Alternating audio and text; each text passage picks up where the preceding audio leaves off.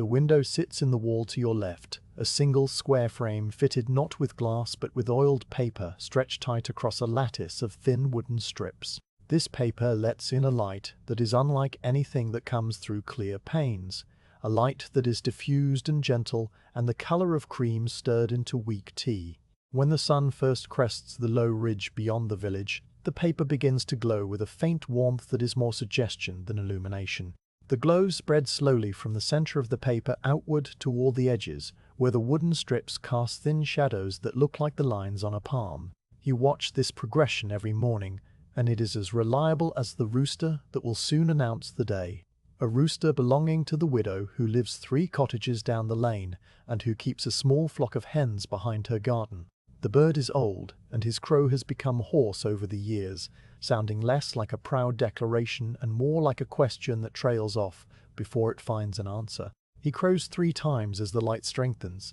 each call separated by a span of perhaps 20 slow breaths, and after the third he falls silent and does not call again until the same hour tomorrow. The room in which you lie is small, no larger than a wagon bed measured lengthwise and widthwise, and it contains exactly 7 objects of note, not counting the straw tick mattress upon which you rest. There is the hearth made of river stones fitted together without mortar and blackened by decades of peat smoke. There is the iron pot hanging from a crane that can be swung out over the hearth or pushed back against the chimney stone, depending on whether a fire burns. There is a 3-legged stool placed near the door for the widow when she visits.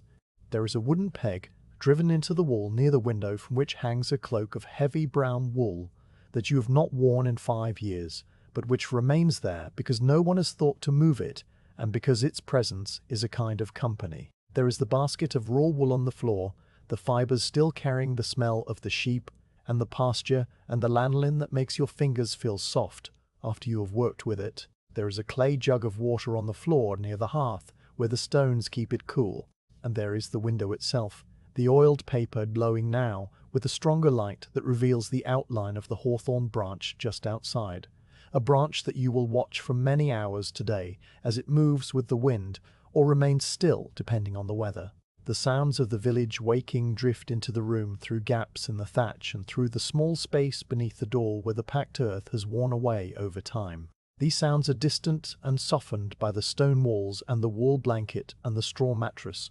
arriving not as distinct events, but as a gentle wash of noise that rises and falls like breath. A cartwheel creaks somewhere on the lane that runs past the blacksmith's shed, a sound that repeats with each revolution of the wooden wheel against the iron axle, a high, thin complaint followed by a lower groan and then a moment of silence before the cycle begins again. The cart passes out of hearing after perhaps 2 minutes, and the silence that follows is filled by the murmur of voices, too far away to distinguish any words, just the rise and fall of human speech that carries across the fields in the still morning air. 2 women are speaking near the well, their conversation a pattern of short phrases and longer responses that overlap and blend until they become a single continuous sound like water running over stones. A child laughs once, a bright, sharp sound that cuts through the other noises and then is gone, leaving behind only the cawing of a crow in the elm tree by the chapel. The dust motes appear as the light strengthens, and they are perhaps the most constant companions of your days.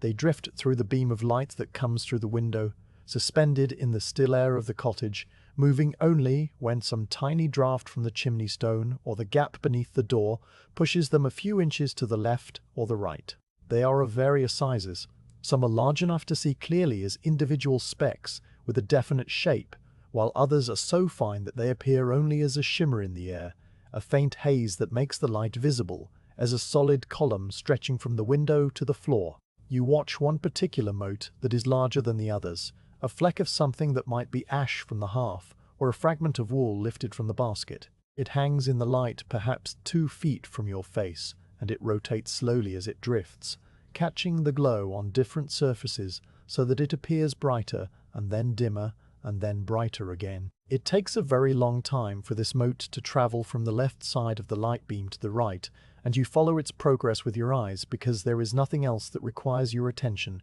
and because the movement is soothing in its slowness. Your body beneath the blanket is a landscape of familiar sensations that you have mapped over many years. The ache in the left hip is present but muted this morning, a dull pressure rather than the sharp bite that comes on cold, damp days when the rain has been falling for hours. The lower spine feels stiff as it always does after a night on the straw tick, and you know that when the widow comes and helps you sit up slightly higher, there will be a series of small pops and shifts as the vertebrae settle into a new arrangement. The right leg, which still has some small ability to move if you concentrate very hard, is curled slightly toward the left, a position it assumes on its own during the night. The left leg, which has not moved of its own accord in more years than you can easily count, lies straight and heavy, and you are aware of it mostly as a weight that anchors you to the mattress. Your fingers resting on your chest are cold at the tips, but warm where they press against the wool of your shift, and you flex them one by one, beginning with the thumb of the right hand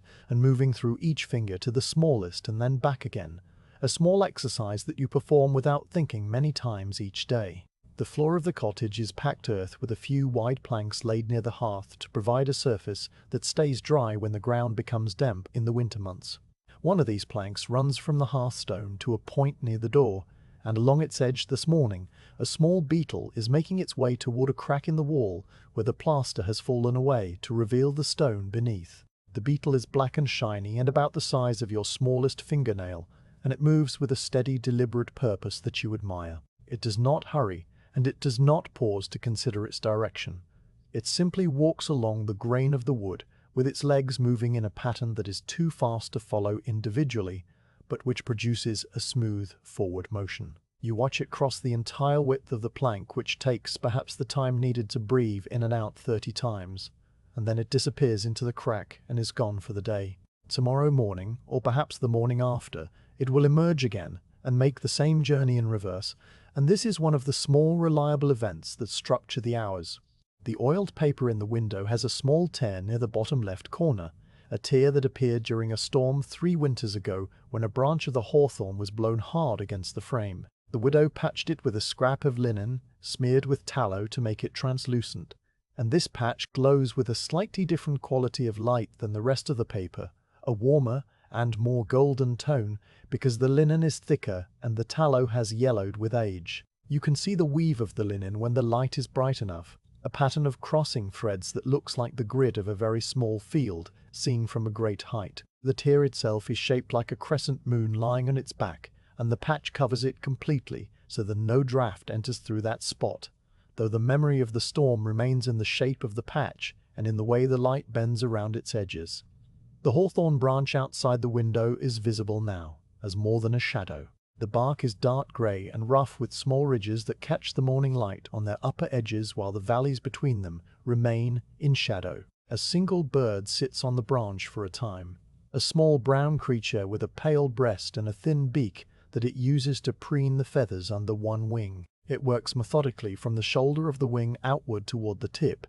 nibbling and smoothing and occasionally shaking itself so that the feathers fluff out and then settle back into place. When it finishes, it sits very still for a long moment, looking at something you cannot see, something in the distance beyond the window frame, and then it flies away with a quick flurry of wings that makes the branch dip once and then twice before returning to its usual stillness. The branch will remain empty now for perhaps an hour, until another bird comes, or until the wind rises and makes it sway in a slow rhythm that you will watch as the morning progresses. The light on the wall opposite the window has begun to take on a definite shape as the sun climbs higher. The shadow of the window frame itself appears as a grid of 4 squares and one long rectangle, the lines slightly soft at the edges because the oiled paper diffuses the light rather than focusing it sharply. This shadow falls across a patch of plaster that has been whitewashed many years ago and is now the color of old ivory with faint brown stains where water once seeped through the thatch during a long wet spring. One of the stains is shaped like a bird in flight with wings outstretched and a long trailing tail, and the shadow of the window grid passes over this stain as the morning advances, moving so slowly that you cannot perceive the motion itself, but only its result when you look away and then look back again. This is how you measure the passage of the morning, not by a clock which you've never owned nor seen, but by the journey of the shadow across the plaster bird and toward the corner where the cloak hangs from its wooden peg. The cloak on the peg is the same brown wool as the blanket that covers you, woven by the widow's mother, who died before you came to this cottage, and whose work you know only through the things she left behind, this cloak and a pair of mittens that the widow still wears in the coldest months, and a length of cloth that became the curtain for the widow's own window. The cloak hangs with its hood crumpled against the wall, and its hem just touching the floor, and it has hung in this same position for so long that the wool has taken on the shape of the peg and the wall behind it. A small amount of dust has settled on the shoulders and along the folds, and in the morning light you can see the individual particles of dust that cling to the fibers, each one a tiny speck of the world outside that has found its way into this room and settled there for a time. When the widow moves the cloak to shake it out in the spring, which she does once a year whether it needs it or not, a small cloud of dust will rise into the air and join the motes that drift through the light beam, and then the cloak will hang clean and empty again for another year. Your fingers find the hem of the wool blanket and trace its edge from the left side of your chest to the right and then back again, a journey of perhaps 14 inches that takes a minute or more to complete. The stitching at the hem is coarse and uneven, the work of someone who was learning to sew, or who was in a hurry, or who simply did not care about the appearance of a blanket meant for warmth and not for show. The thread is a darker brown than the wool, and it is worn smooth in some places where your fingers have passed over it 10,000 times before, polished to a silky finish by the oils of your skin and the constant gentle friction. In other places the thread is rough and catches slightly on the ridges of your fingerprints, and these small variations are landmarks that you know as well as you know the shape of the room. There is a knot near the center of the hem where the thread was tied off and then started again.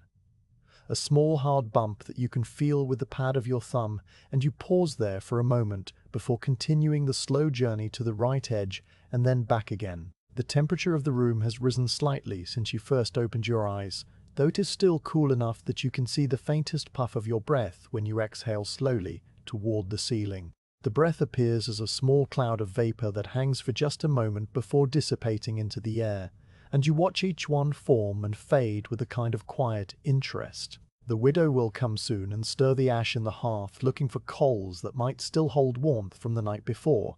and she will add twigs and a piece of peat and blow gently until a flame catches. The room will warm then by several degrees, and the puff of breath will no longer be visible, and the oiled paper will seem to glow more brightly as the firelight joins the sunlight in filling the small space. But for now the coolness remains, and you pull the thin edge of the blanket a little higher until it touches your chin, the wool scratchy but welcome against the skin of your neck. The rooster crows for the third and final time, and the sound is fainter now, as if the bird has turned away from the cottage to face the rising sun on the other side of its small yard. The cartwheel that creaked earlier has returned, or perhaps a different cart has passed, the sound identical to the first and impossible to distinguish as separate events. The voices near the well have faded as the women went inside to begin their own morning tasks, and the only sound now is the distant ring of the blacksmith's hammer, which has begun its irregular rhythm. 3 quick strikes, and then a long pause before 2 more, and then another pause, and then a single strike that rings longer than the others. This sound has been the background of your days for so long that you notice it only when it stops, and when it does stop, there is a silence that is deeper than any other silence you know. The straw tick mattress beneath you has compressed during the night into a shallow depression that fits the shape of your body. The straw itself rustles when you shift even slightly, a dry whispering sound like the wind moving through standing grain in late summer. Some of the straw is new, added by the widow after the harvest last autumn, when the old filling had broken down into dust and chaff that offered no cushion at all. The new straw is still golden in places where the shafts have not been crushed flat, and you can sometimes feel a sharper piece poking through the ticking and pressing against your back or your hip. This is not painful so much as it is a reminder that the world outside this room continues to grow and be harvested and brought inside to serve the needs of those who cannot go out to meet it themselves. The morning has fully arrived now, and the room is as bright as it will be all day. The dust motes are thick in the beam of light, and they swirl slowly when a draught from the door stirs the air.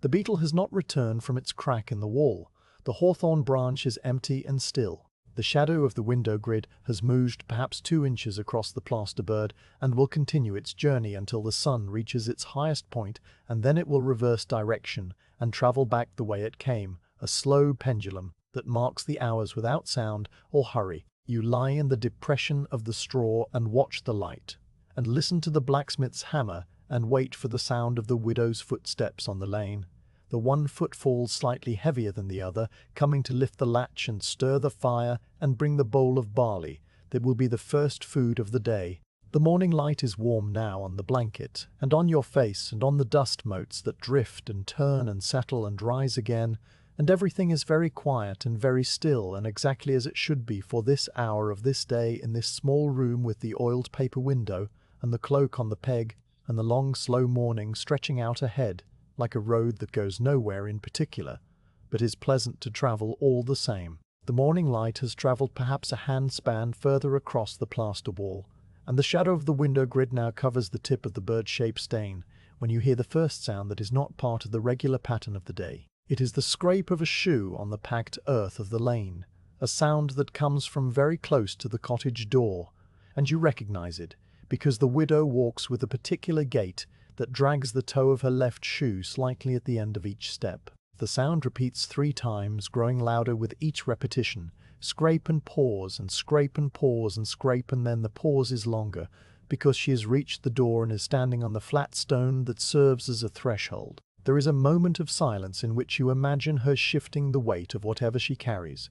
perhaps a bowl or a basket or a bundle of something from her garden, and then the iron latch lifts with a familiar grating noise as the metal tongue slides out of its catch. The door swings inward on leather hinges that do not creak because she oils them once a year with rendered fat from the autumn pig slaughter, a task she performs for all the widows and old men in the village who cannot manage such things themselves. The door opens only part way, enough for her to slip through sideways while protecting whatever she carries from the frame, and then she pushes it close behind her with a soft thud as the wood settles back into place. The widow's name is Margaret, though no one calls her that any more except the parson when he reads the banns for a wedding, and must distinguish her from the other widows in the parish records. She is simply the widow to everyone, including herself, and she has been a widow for so long that she no longer thinks of the man she married when she was 17 and who died of a fever before their second harvest together. She is 50 years old now, or perhaps 51, and her hands are twisted from a life of spinning wool on a great wheel that requires her to stand and walk back and forth while the thread forms between her fingers. The joints of her fingers are swollen and bent slightly outward at the knuckles, and when she holds something small like a spoon or a pin, you can see the effort it requires to keep her grip steady. But she never complains of this or of anything else,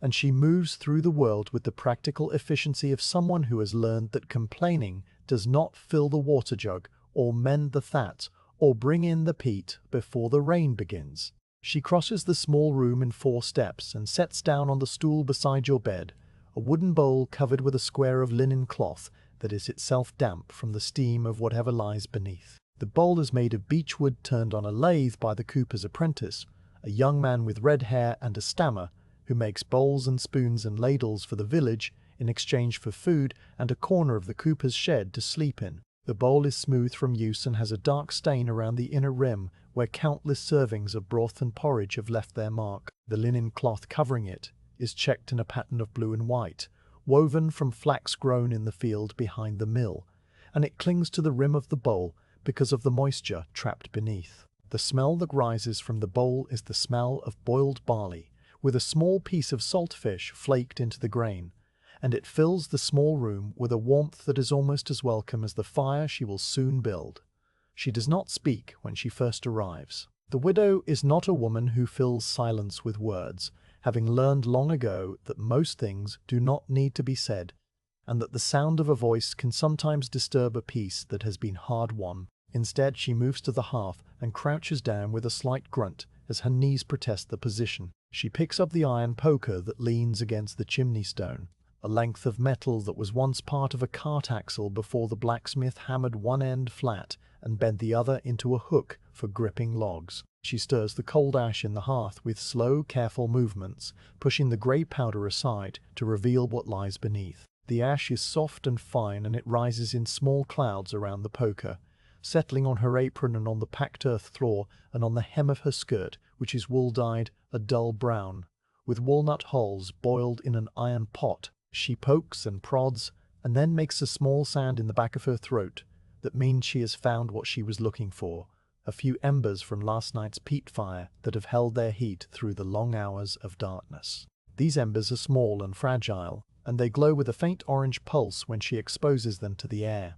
She leans forward and blows gently across them, a long, slow breath that makes the orange brighten to red and then to a deeper crimson as the oxygen feeds the smouldering peat. She adds a handful of twigs from the pile beside the hearth, thin, dry branches of hazel that she gathered from the hedgerow last autumn and stored under the eaves of her own cottage. The twigs catch quickly with a crackling sound like tiny footsteps on frozen grass, and the flame that rises from them is yellow and eager and casts a dancing light on the widow's face. She watches it for a moment to be sure it has taken hold, and then she adds a single piece of peat cut from the bog last summer and dried in the sun until it was hard as stone and light as cork. The peat catches more slowly, smouldering at the edges first before the flame finds its way into the dense dark center. And when it does, the room fills with a smell that is unlike any other, earthy and ancient and faintly sweet, with a hint of the heather and moss that grew on that bog 1,000 years before this cottage was built. The fire established, she swings the iron crane outward so that the pot hanging from it is directly over the flames. The pot is iron and black and heavy, and it has a small lid that fits loosely because the original lid was lost many years ago and the blacksmith made a replacement that was close enough but not exact. She pours water from the earthenware jug into the pot, a slow stream that splashes slightly against the iron and sends up a small puff of steam where the metal is already warming from the fire. The water jug is brown clay, with a narrow neck and a handle shaped like a loop of rope made by a potter in the next village who fires his wares in a kiln dug into the side of a hill. The jug holds enough water for perhaps 3 days of careful use, and the widow will check it each time she visits and refill it from the well when the level drops below the curve of the shoulder. She sets the jug back in its place on the cool stones near the door where the temperature remains steady even in the heat of summer, and then she straightens up with her hands pressing against her lower back in a gesture that is so familiar you could draw its shape in the air with your eyes closed. When she turns back to face you, she does not look at your face directly, but rather at the blanket and the straw tick and the way your body lies beneath them, assessing the same way she assessed the hearth, checking for what has shifted and what remains the same, and what might need attention. She sees that the blanket has slipped slightly on the left side where the wool is thinnest, and she reaches down to tug it back into place with a motion that is neither rough nor tender, but simply effective. Her fingers brush against your shoulder through the wool, and they are warm from the fire she has just built, and the warmth transfers to your skin and stays there for a moment after she pulls her hand away. She sees that the straw tick has compressed more on one side than the other, creating a slope that might put pressure on the hip in a way that will cause aching later in the day. She does not fix this now because fixing it would require moving you, and she has learned that mornings are not the time for such adjustments. Instead, she notes it and files it away and will address it when she returns in the evening or perhaps tomorrow morning if there is no pressing need. She lifts the linen cloth from the bowl and folds it into a square that she places on the stool beside her. The steam rises from the barley in a column that wavers in the draught from the door and carries the smell of the saltfish outward into the room. The barley is a pale tan color, and the grains are swollen and soft from long boiling, each one distinct but clinging to its neighbors in a mass that quivers slightly when the bowl is moved. The saltfish is white and flaked into small pieces no larger than your thumbnail, scattered through the barley like tiny clouds in a pale sky. She picks up the wooden spoon that rests on the mantel, a spoon carved from a single piece of beech by the same red-haired apprentice who made the bowl, and she stirs the barley slowly with a circular motion that breaks up any clumps and distributes the fish more evenly. The spoon makes a soft sound against the wood of the bowl, a sound that is muffled and rhythmic and oddly pleasing, like rain falling on a thatch roof from very far away. She helps you sit up slightly higher by folding the blanket into a thicker pad and placing it behind your shoulders. This is a maneuver you have done together many hundreds of times, and it requires no words. You brace your hands against the straw tick and push with what little strength you have in your arms, while she lifts your shoulders and slides the folded blanket into the space between your back and the mattress. The new angle changes the view of the room so that you can now see the bottom of the cloak hanging on its peg and a small crack in the plaster shaped like the letter Y that you had forgotten about during the night. The light from the window falls differently on your face now, warming your left cheek and leaving the right in shadow, and you can feel the difference in temperature as clearly as if a hand were cupped against your skin. The widow settles the bowl on your chest where it rests securely in the hollow created by your folded hands, and she places the wooden spoon in your right hand with the handle positioned so that your fingers can close around it without having to adjust their grip. She takes her own portion of the barley from a smaller bowl that she brought in a cloth bag tied to her belt, a bowl that she will eat from while sitting on the three-legged stool by the door. She does not face you while she eats, but rather looks out through the gap between the door and the frame at the slice of lane visible from that angle. The lane is empty now, but it will not remain so for long because the morning is advancing and people will begin to move between their cottages and the fields and the village green. A pig is rooting in the mud near the blacksmith's shed, a large sow with a litter of piglets that follow her in a loose cluster, making small grunting sounds that carry through the still air. The widow watches the pig with the same calm attention that she gives to everything, noting the way the sow uses her snout to turn over the wet earth looking for roots and worms and anything else that might be edible. One of the piglets strays too far, and the sow grunts once sharply, and the piglet hurries back to the safety of its mother's flank, and the widow's mouth moves in what might be the beginning of a smile, though it never quite forms completely. The barley is warm and soft, and it tastes of the earth and the sea together, the grain providing a gentle sweetness, while the fish adds a depth of salt that makes you aware of your own thirst. You eat slowly because eating quickly would require more movement than your arms can manage without tiring, and also because there is no reason to hurry. Each spoonful is a small event that requires concentration, lifting the spoon from the bowl without spilling, guiding it to your mouth, closing your lips around the wood, and then lowering the spoon back to the bowl for the next portion. The widow eats her own barley at the same pace, her spoon rising and falling in a rhythm that matches yours, and this shared slowness creates a kind of companionship that needs no conversation. The only sounds are the soft scrape of wood against wood, the crackle of the peat fire, and the distant ring of the blacksmith's hammer, which has begun a new pattern. 2 strikes and a pause, and then 4 strikes in quick succession before a longer silence. When the bowl is empty except for a thin film of barley water clinging to the bottom, the widow rises from her stool and takes it from your hands. She wipes the inside with a folded linen cloth, removing the last traces of the meal, and she sets the bowl on the mantel to be taken back to her cottage and washed in the stream that runs behind her garden. She checks the water in the pot over the fire and finds that it has begun to steam, though it is not yet boiling, and she adds a few dried leaves from a small leather pouch that hangs from her belt.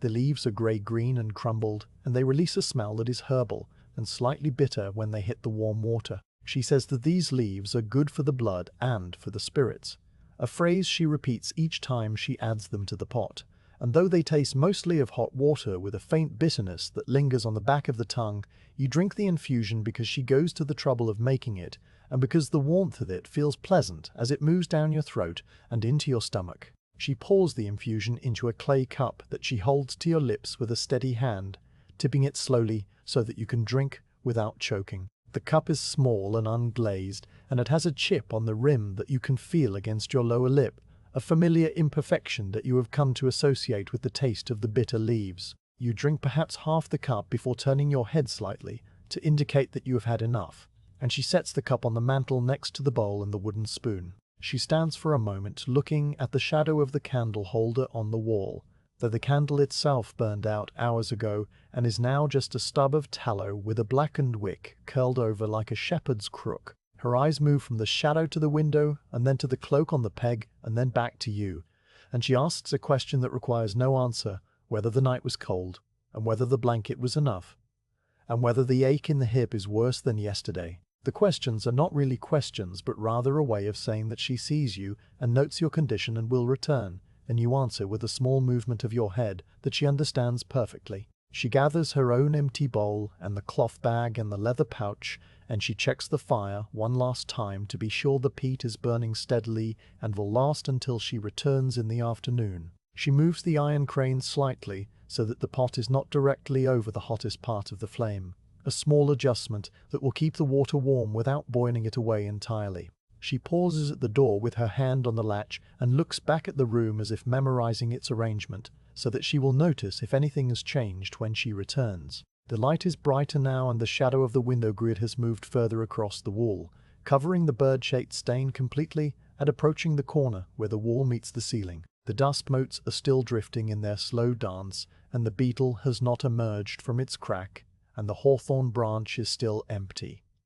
Everything is as it should be, and she nods once to herself and lifts the latch and steps out into the lane. The door closes behind her with that same soft thud as the wood settles against the frame, and her footsteps fade down the lane with the familiar scrape of the left shoe at the end of each stride. You listen to them until they are no longer distinguishable from the other sounds of the village, the murmur of voices and the cawing of crows, and the blacksmith's hammer falling in its irregular rhythm. The room returns to its own quiet, and the fire crackles softly, and the steam from the pot rises straight up before curling into nothing. The bowl of barley is a warmth in your stomach, and the bitter taste of the leaves is fading from your tongue, and you settle back against the folded blanket and watch the light move across the plaster wall. The widow will come again when the shadow has travelled to the far side of the room and begun its journey back, and she will bring something else, perhaps a basket of wool to tease or a piece of bread, or simply her steady presence and her hands that know exactly how much pressure to apply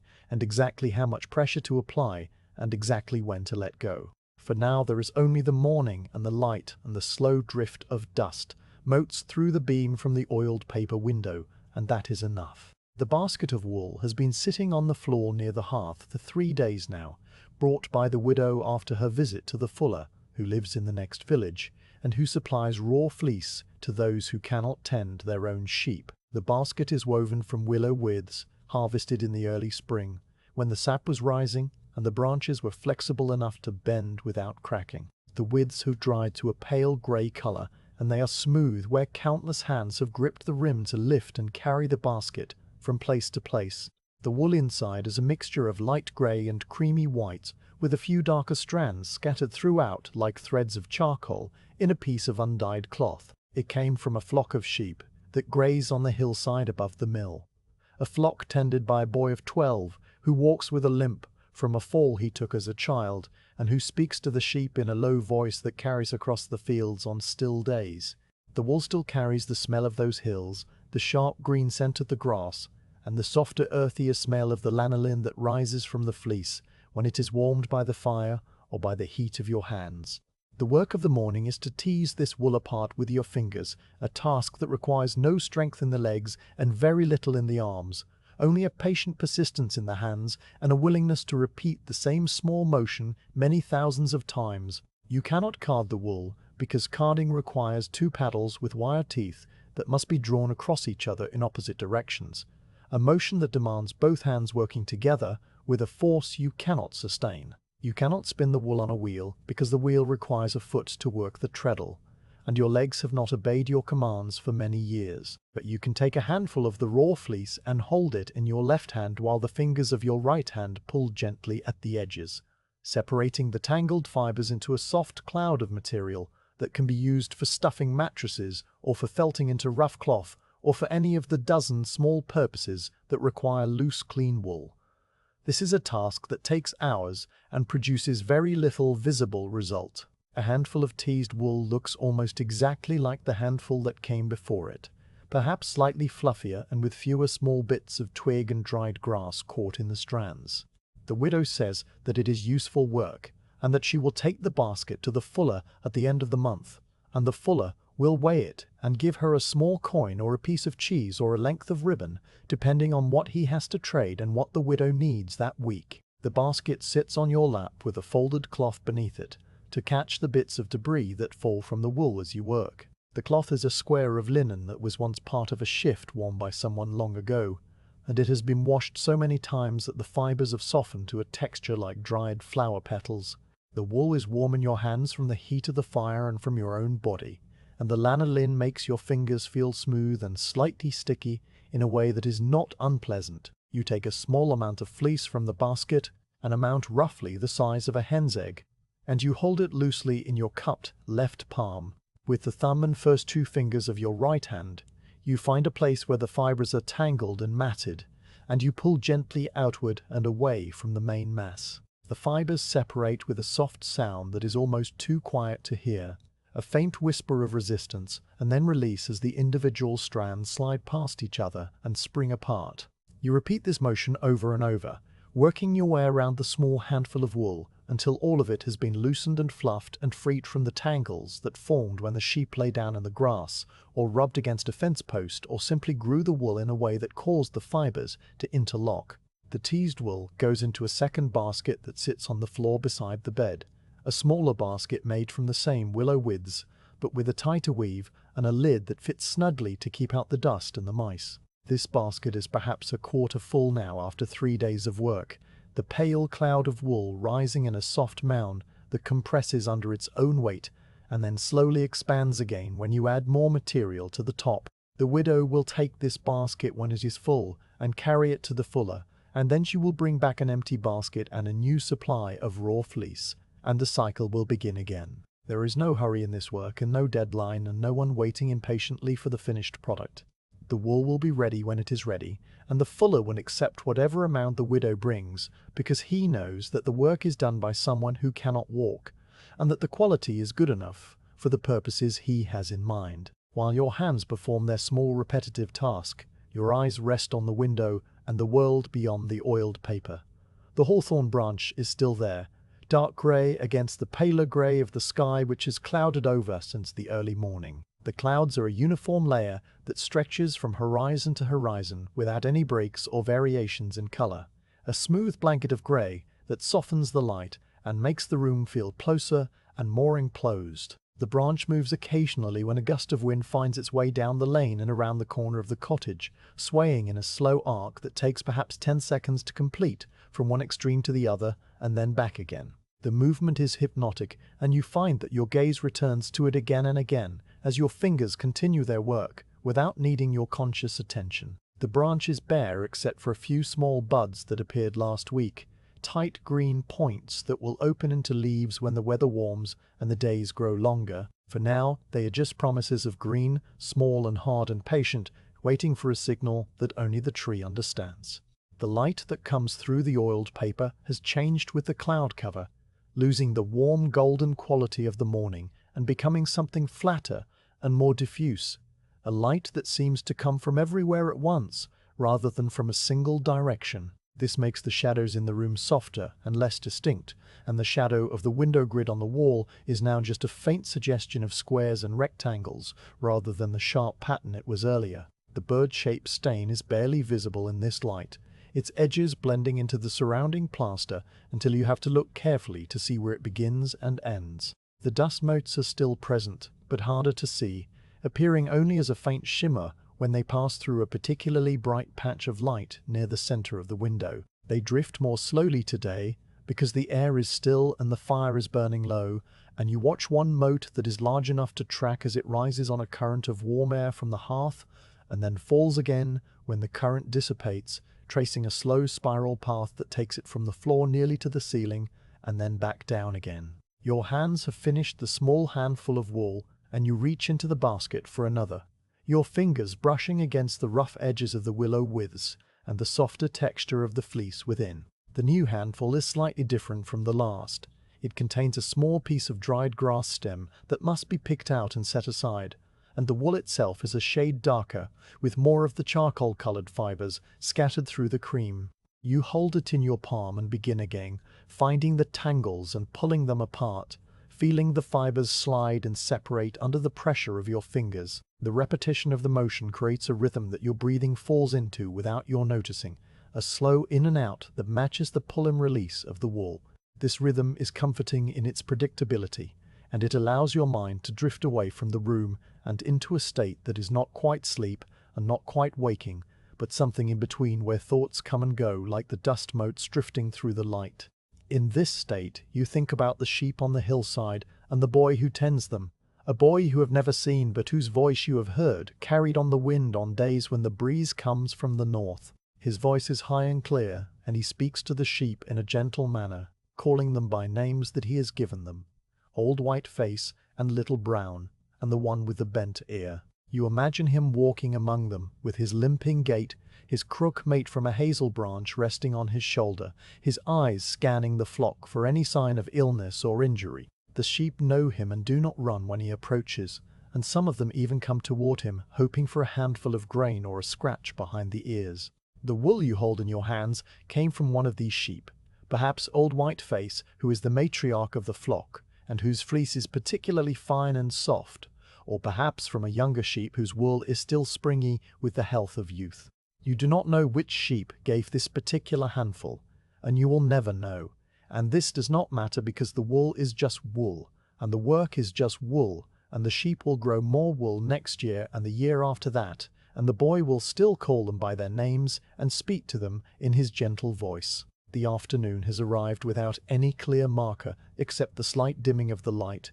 as the sun moves behind the thickest part of the cloud layer. The widow will not come again until the evening bell rings at the chapel, and so the hours between now and then stretch out in a long, unbroken span of quiet work and quiet observation. The basket of raw wool is still more than half full, and the basket of teased wool is still less than half full, and this proportion will change very slowly over the course of the day. You will perhaps fill another inch of the smaller basket by the time the light begins to fade, and this will be a good day's work even though it will look to an outside eye like almost nothing has been accomplished. The widow understands this kind of work, and she will not measure your progress by the height of the wool in the basket, but rather by the steadiness of your hands and the calmness of your breathing when she returns. The fire has burned down to a bed of glowing peat that gives off a steady heat without any visible flame, and the room has settled into a temperature that is neither warm nor cool, but exactly comfortable for sitting still with a basket of wool on your lap. The steam from the pot has stopped rising because the water has cooled to just below the boiling point,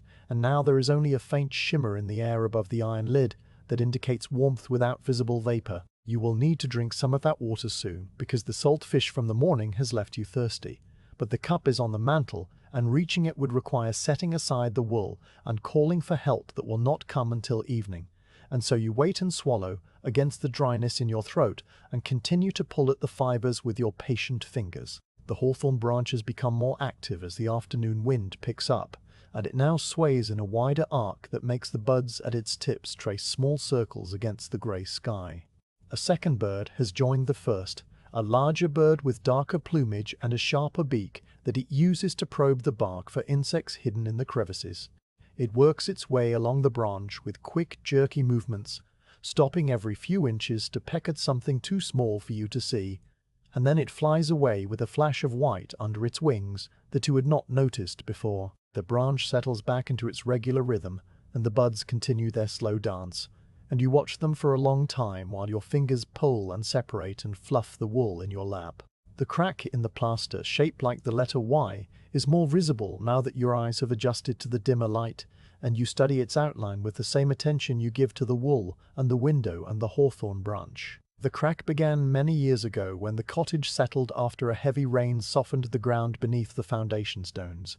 and it has grown very slowly since then, widening by perhaps the thickness of a hair each winter when the frost gets into the plaster and expands. The widow has talked about patching it with a mixture of lime and sand and horsehair, but she has not done so yet because the crack is not wide enough to let in the wind, and because there are always other tasks that seem more urgent. So the Y remains, a small flaw in the whitewashed surface that you have come to think of as a companion of sorts.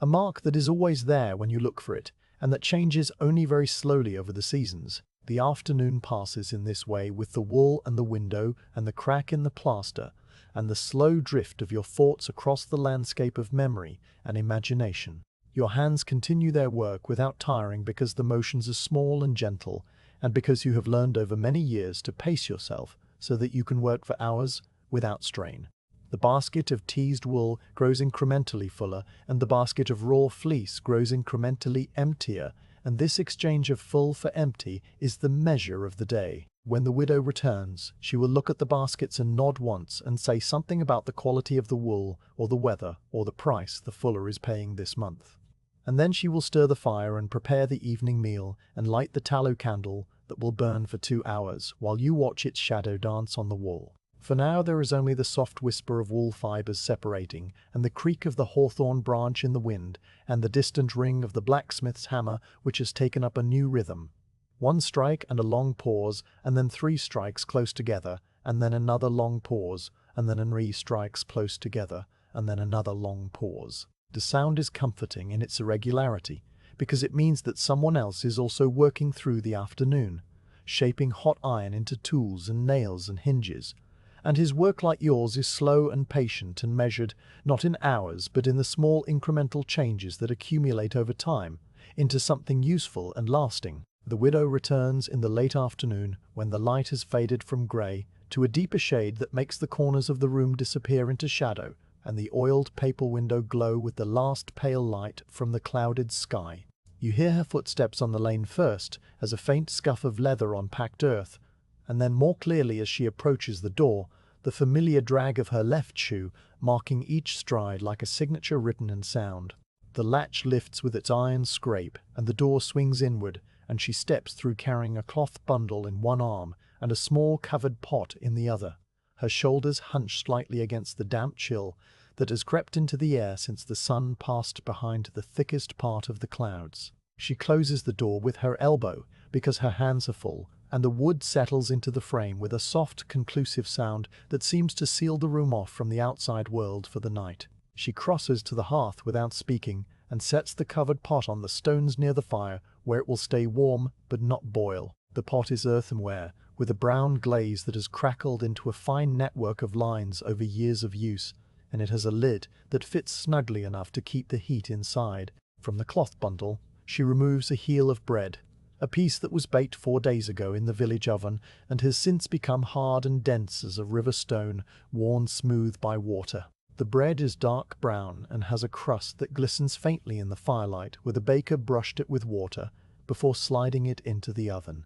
She sets it on the mantel next to the wooden bowl and the clay cup and the stub of the morning's tallow candle. Then she turns to the fire and crouches down with that familiar grunt as her knees protest, and she stirs the embers with the iron poker until they brighten and the small flame rises from the heart of the peat. The pot over the fire has been simmering all afternoon, with the water she poured in the morning and the dried leaves she added for the blood and the spirits. She lifts the lid and peers inside, noting the level of the water which has dropped by perhaps a finger's width from evaporation, and she dips the clay cup into the pot and fills it with the warm infusion. She holds it to your lips with her steady hand, and you drink slowly, the bitterness of the leaves now familiar and almost pleasant, because it is associated with her presence and the comfort of routine. The warmth spreads down your throat and into your chest and settles there like a small sun burning low and steady. You drink perhaps 2/3 of the cup before turning your head slightly, and she sets the remainder on the mantel where it will cool and be added to the evening meal, or given to the pig that roots near the blacksmith's shed. She takes the covered earthenware pot from the hearthstones and removes the lid, and the smell that rises from it fills the small room with a richness that makes your stomach tighten in anticipation. It is the broth she has been tending since the morning, made from the bones of a chicken that stopped laying eggs last month and was therefore added to the widow's own pot. The bones have simmered for many hours with onions from her garden and a handful of dried peas and a few leaves of sage that she grows in a clay pot on her windowsill. The liquid is a pale golden color, and it has a slight shimmer on the surface where the fat from the chicken has rendered and risen to the top. She stirs it with the wooden spoon and then ladles some into the beechwood bowl that she takes down from the mantel. The broth steams in the cool air of the cottage, and the steam carries the smell of sage and onion and the deep savoury essence of the long-simmered bones.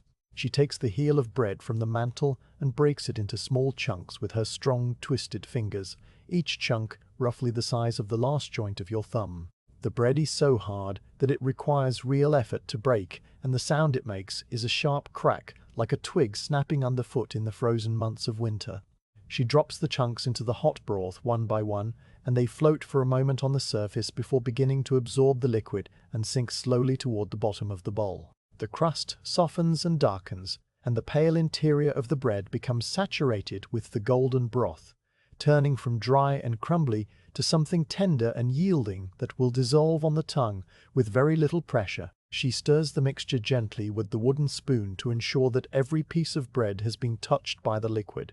and then she carries the bowl to your bedside and settles it on your chest where your folded hands create a level platform. The first spoonful is mostly broth with a small piece of softened bread that has begun to fall apart into the liquid. You lift the spoon carefully because your hand is tired from the hours of teasing wool, and the muscles of your forearm tremble slightly with the effort of holding the wooden handle steady. The spoon reaches your mouth and you close your lips around it and draw the broth inward, and the warmth spreads across your tongue and down your throat and into your stomach where it joins the warmth of the infusion from earlier. The taste is simple and clean, the deep savor of the chicken bones enriched by the sweetness of the long-cooked onion and the earthy note of the dried peas and the faint herbal whisper of the sage. There is salt enough to bring out the flavors, but not so much that it stings your lips, and there is a slight richness from the fat that coats your mouth and makes each spoonful feel more substantial than it actually is. You eat slowly because eating quickly is not possible, and because there is no reason to hurry through the one warm meal of the day. Each spoonful requires a small journey from the bowl to your mouth and back again, and between spoonfuls you rest the handle against the rim of the bowl and let your hand relax against the warmth of your own chest. The widow eats her own portion from the smaller bowl she brought, sitting on the three-legged stool by the door with her back straight and her eyes looking out through the gap at the darkening lane. She does not watch you eat, but she listens, and you know that she can tell from the small sounds of the spoon against the wood and your breathing between mouthfuls exactly how much you have eaten and whether you are struggling or managing well. She does not need to look, because she has listened to you eat for so many years that the sounds are as clear to her as spoken words. The bread has softened completely now, and the chunks have become indistinct masses that drift through the broth like small clouds in a pale sky. You catch one with your spoon and bring it to your mouth, and it dissolves almost instantly against your tongue, releasing the flavor of the broth it has absorbed and leaving behind only the faint sweetness of the wheat flour from which it was made. The baker in the village uses flour ground at the mill from grain grown in the fields on the other side of the stream, and the grain is a variety that has been planted in this valley for as long as anyone can remember. The miller's stones are French burr stones that were brought across the sea by his grandfather, and they grind the grain slowly so that the flour stays cool and does not lose its sweetness to the heat of friction. You know these things because the widow tells you about them on the rare occasions when she speaks at length, and because you have listened to the conversations of the village for many years, even though you cannot participate in them directly. The broth is almost finished now, and you tilt the bowl slightly to gather the last of the liquid and the final softened crumbs of bread into the hollow of the spoon. The bowl is warm against your hands, and the warmth transfers to your palms and your fingers, easing the stiffness that has settled into the joints from the long afternoon of work. You take the last spoonful, and then set the spoon down in the empty bowl with a soft clack of wood against wood. The widow hears this sound and rises from her stool without being asked, taking the bowl from your hands and wiping it clean with a corner of the linen cloth. She sets it back on the mantel, next to the cup and the stub of the candle, and the remaining crumbs of the bread heel that she did not use. These crumbs will be added to tomorrow's broth or scattered on the ground for the birds, whichever seems more appropriate when the morning comes. She returns to the hearth and adds a fresh piece of peat to the fire,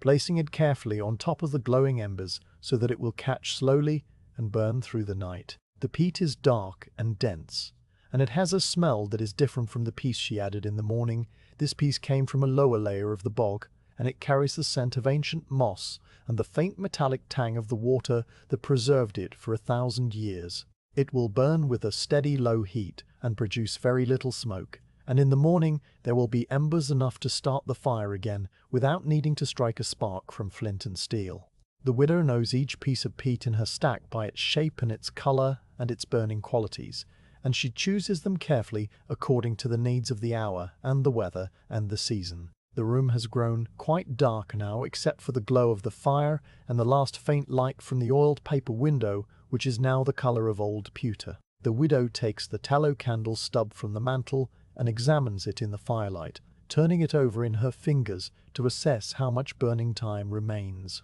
The stub is perhaps 2 inches long, and the wick is a blackened curl that will need to be trimmed before it will light properly. She does not light it yet because the evening is not fully upon us, and because candles are precious and must be used only when the darkness is complete. Instead, She sets it back on the mantel and turns to face you with her hands resting on her hips in a pose that means she is considering whether there is anything else that needs doing before she leaves for the night. She checks the water jug and finds it half full, enough for the night and for the morning cup of the bitter infusion. She checks the basket of teased wool and sees that you have added perhaps 2 inches to its depth since the morning, a good amount of work that she acknowledges with a small nod directed not at you but at the basket itself. She checks the position of the folded blanket behind your shoulders and adjusts it slightly so that the pressure is more even and the angle of your head allows you to breathe without any restriction. She checks the latch on the door to be sure it is seated properly in its catch, though she knows it is because she heard it settle when she closed the door earlier. These small checks are not necessary in any practical sense because everything is exactly as it always is, and nothing has changed since her last visit. They are instead a kind of ritual, a way of marking the transition from the active part of the day to the quiet part of the evening. And they are as comforting in their predictability as the taste of the broth and the warmth of the fire and the weight of the wool blanket on your legs. She stands for a moment in the center of the small room, with the firelight casting her shadow, large and wavering on the wall behind her. The shadow moves as she breathes and as the flames flicker, and it seems almost like a separate presence in the room, a dark companion that has come to keep you company through the night. She asks a question that requires no answer. Something about whether the broth was warm enough, and whether the bread softened properly, and whether you want her to leave the cup of infusion within reach on the floor beside the bed. You answer with a small movement of your hand on the blanket, a gesture that she understands to mean that everything was sufficient, and that you are content, and that she should go home to her own cottage, and her own cottage, and her own evening rest. She nods once and moves toward the door with her familiar limping gait, pausing with her hand on the latch to look back at the room one final time. The fire glows steadily and the steam from the pot has stopped rising and the dust motes have settled for the night in the absence of strong light to make them visible. The cloak hangs on its peg and the hawthorn branch is a dark shape against the darker sky beyond the oiled paper. You lie in the depression of the straw tick with the warmth of the broth in your stomach and the taste of sage still faint on your tongue, and you listen to the widow's footsteps fade down the lane with the scrape of her left shoe at the end of each stride. When the sound is gone, there is only the crackle of the peat and the settling of the cottage timbers and the distant bark of a dog somewhere beyond the village green. The evening stretches out ahead like a long, slow river moving toward the sea of sleep, and you float on its surface with your hands folded on your chest and your eyes watching the firelight play across the plaster wall. And everything is very quiet and very calm, and exactly as it should be for this hour of this day in this small room with the oiled paper window, and the long slow evening settling in around you, like a second blanket, made of darkness and the familiar sounds of a world that continues to turn, without any need for your participation. Meinte the kineted of the vac of bark committed a kineate of the depth that the bipe of us bar the The widow leaves and the door closes with its soft conclusive sound, and the latch settles into place with a small click of iron against iron. Her footsteps fade down the lane, and then there is a period of silence in which the only sounds are the crackle of the peat in the hearth and the faint whisper of the wind around the corners of the cottage and the distant ringing of the blacksmith's hammer, which has taken up a new pattern. 2 strikes close together, and then a longer pause, and then a single strike that resonates for several seconds before fading. You lie in the depression of the straw tick, with the warmth of the broth still spreading outward from your stomach, through your chest and down into your arms and legs, and the weight of the wool blanket is a comfort that presses you gently into the mattress. The angle of the folded blanket behind your shoulders has been adjusted by the widow to be exactly right, neither too high so that your neck bends forward, nor too low so that your chin drops toward your chest, and your head rests in a position that allows you to watch the wall opposite the window without any strain. The light in the room has changed since the morning in ways that are subtle but definite. When you first opened your eyes, the oiled paper glowed with a pale cream color, and the beam of light that entered the room was narrow and bright and fell across the floor near the door. Now in the early afternoon, the light is softer and more diffuse, because the clouds that gathered in the late morning have thickened into a uniform layer that covers the entire sky from the hills in the east to the hills in the west. The paper window glows with a steady grey-white light that has no particular source and casts no distinct shadows on the floor, and the room is filled with an illumination that seems to come from everywhere at once, rather than from a single direction. This light is easier on the eyes than the bright morning sun, and it makes the colours in the room appear muted and gentle.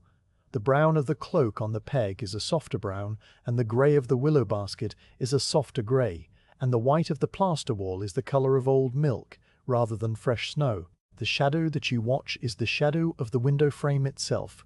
a grid of 4 squares and 1 long rectangle that the oiled paper projects onto the wall opposite the window. This shadow is not sharp and distinct as it would be if the window held clear glass and the sun were bright. Instead, it is soft at the edges where the light bends around the wooden strips of the lattice and diffuses through the oiled paper,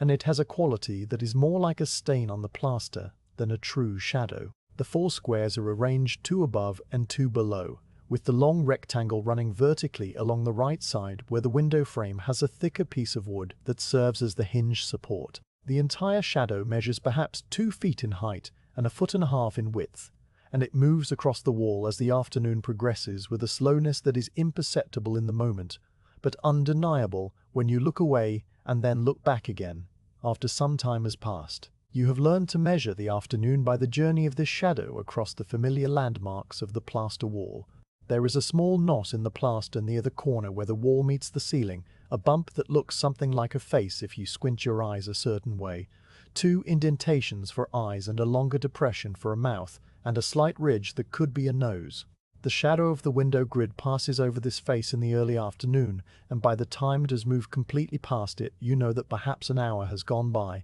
and that the widow will not return for several more hours yet. There is a smear of soot on the wall near the hearth, a dark smudge shaped like a bird in flight, with wings outstretched and a long trailing tail, left there many years ago when a gust of wind down the chimney blew smoke and ash into the room before someone thought to close the damper. The shadow passes over this soot bird in the late afternoon, when the light has begun to fade and the fire has burned down to embers, and when the shadow clears the bird entirely, you know that the evening bell will ring soon, and the widow will return with the covered pot and the bread and the tallow candle. The shadow moves so slowly that you cannot perceive its motion. If you stare directly at the edge of one of the squares and hold your gaze steady, you will see nothing change for many long minutes. The line remains where it was, and the plaster on either side remains the same shade of grey-white, and your eyes begin to water slightly from the effort of not blinking. And when you finally do blink and look again, the edge has shifted by perhaps the width of a hair. This is the pace of the afternoon, a movement so gradual that it is more like the growth of grass or the fading of cloth in the sun than like any motion you can track with your conscious attention. You have learned to accept this slowness, and to let it carry you along without resistance, the way a leaf on a pond drifts with the current without knowing or caring where the current is taking it. The sounds of the cottage have settled into a steady rhythm that forms a kind of music without melody. The peat in the hearth makes a soft crumbling sound as it burns, the fibres of the ancient moss collapsing into ash with a faint rustle that is almost too quiet to hear unless you are listening for it. The iron pot hanging from the crane expands and contracts with the heat, producing an occasional small ping as the metal adjusts to the temperature, a sound that comes at irregular intervals and is always slightly surprising even though you have heard it 10,000 times. The mouse in the thatch above your head is active now, rearranging its nest of dried grass and stolen wool and the soft fur that it shed last spring. You can hear its tiny claws scratching against the straw and the faint squeak that it makes when it finds a particularly comfortable position and settles into it. The mouse has lived in this thatch for as long as you have lived in this cottage, and its ancestors lived here before you arrived, and you have come to think of it as a neighbour of sorts, a small quiet presence that asks nothing of you and gives nothing in return except the sound of its movements, which are a comfort in the long still hours of the afternoon. The hawthorn branch outside the window is visible as a dark shape against the pale grey of the clouded sky, and it moves occasionally when a gust of wind finds its way around the corner of the cottage. The movement is a slow swaying that begins at the base of the branch where it joins the trunk and travels outward toward the tips, and the buds at the very ends trace small circles in the air before returning to their starting position. You watch this movement for a long time without thinking about anything in particular. your eyes following the arc of the branch and then returning to the center and then following it again. The repetition is soothing and it blends with the warmth of the broth in your stomach and the softness of the folded blanket behind your shoulders and the steady glow of the peat fire, and gradually you become aware that your eyelids are growing heavy and that the line between watching the branch and dreaming about the branch is becoming difficult to locate. Sleep comes in the afternoon, not as a sudden plunge into darkness, but as a slow sinking into a state that is neither fully awake nor fully asleep. You're still aware of the room and the shadow on the wall and the sound of the mouse in the thatch, but these things seem to be happening at a great distance, as if you're observing them through a layer of clear water that distorts their shapes and muffles their sounds. The hawthorn branch becomes a river, and the buds become small boats floating downstream, and the widow is there on the bank, waving with one hand while holding a basket of wool in the other, and her face is the face of her mother, whom you never knew, but who looks very kind in the dream, with her grey hair pulled back under a linen cap, and her eyes crinkled at the corners from years of smiling. The dream does not have a story or a purpose or any clear sequence of events. It is simply a collection of images and sensations that drift through your mind like the dust motes drifting through the beam of light, and you observe them with the same detached interest with which you observe the shadow on the wall. In the dream you are standing in a field of long grass that has gone to seed, and the seed heads are silver in the pale light of an overcast afternoon. The grass reaches to your waist, and it brushes against your hands as you walk, and the sensation is cool and dry and slightly ticklish. Your legs move without effort, and there is no catch in the hip and no ache in the spine, and you walk all the way to the top of the low hill that overlooks the village. From this hill, you can see the whole valley spread out below you like a map drawn on parchment. The roofs of the cottages are small dark rectangles arranged along the winding lane, and the stream is a silver ribbon that catches the light and throws it back toward the sky, and the fields are patches of green and brown and gold, depending on what is growing there. The blacksmith's shed has a thin column of smoke rising from its chimney, and you can hear the ring of his hammer even from this distance, a sound that is both familiar and strange because it is usually so much closer. You stand on the hill for a long time in the dream, simply looking at the view and feeling the air on your face, and the grass against your legs, and the solid earth beneath your feet. There is no hurry to go anywhere or do anything, and the village below seems as still and peaceful as a painting. The widow's cottage is visible near the center of the village, with its thatch roof and its small garden, and the 3 hens scratching in the dirt near the door. The chapel is a grey stone building with a small bell tower and a yew tree growing beside the path that leads to the entrance. The mill is further down the stream with its great wheel turning slowly in the current, and you can see the miller standing in the doorway wiping flour from his hands onto his apron. All of these details are clear and distinct in the dream, even though you have never seen them from this angle in your waking life, and they fill you with a sense of peace that has no name and no source but simply exists, like the light or the air or the grass beneath your feet. When you begin to rise from the dream, it happens as gradually as you sank into it. The field of grass fades first and becomes the plaster wall opposite the window, and the silver seed heads become the small bumps and irregularities in the plaster, and the view of the village becomes the shadow of the window grid, which has moved several inches across the wall since you last looked at it with clear eyes. The widow on the bank of the river becomes the cloak hanging on its peg, and her mother's kind face becomes the bird-shaped soot stain, and the sound of the blacksmith's hammer in the dream becomes the sound of the blacksmith's hammer in the waking world,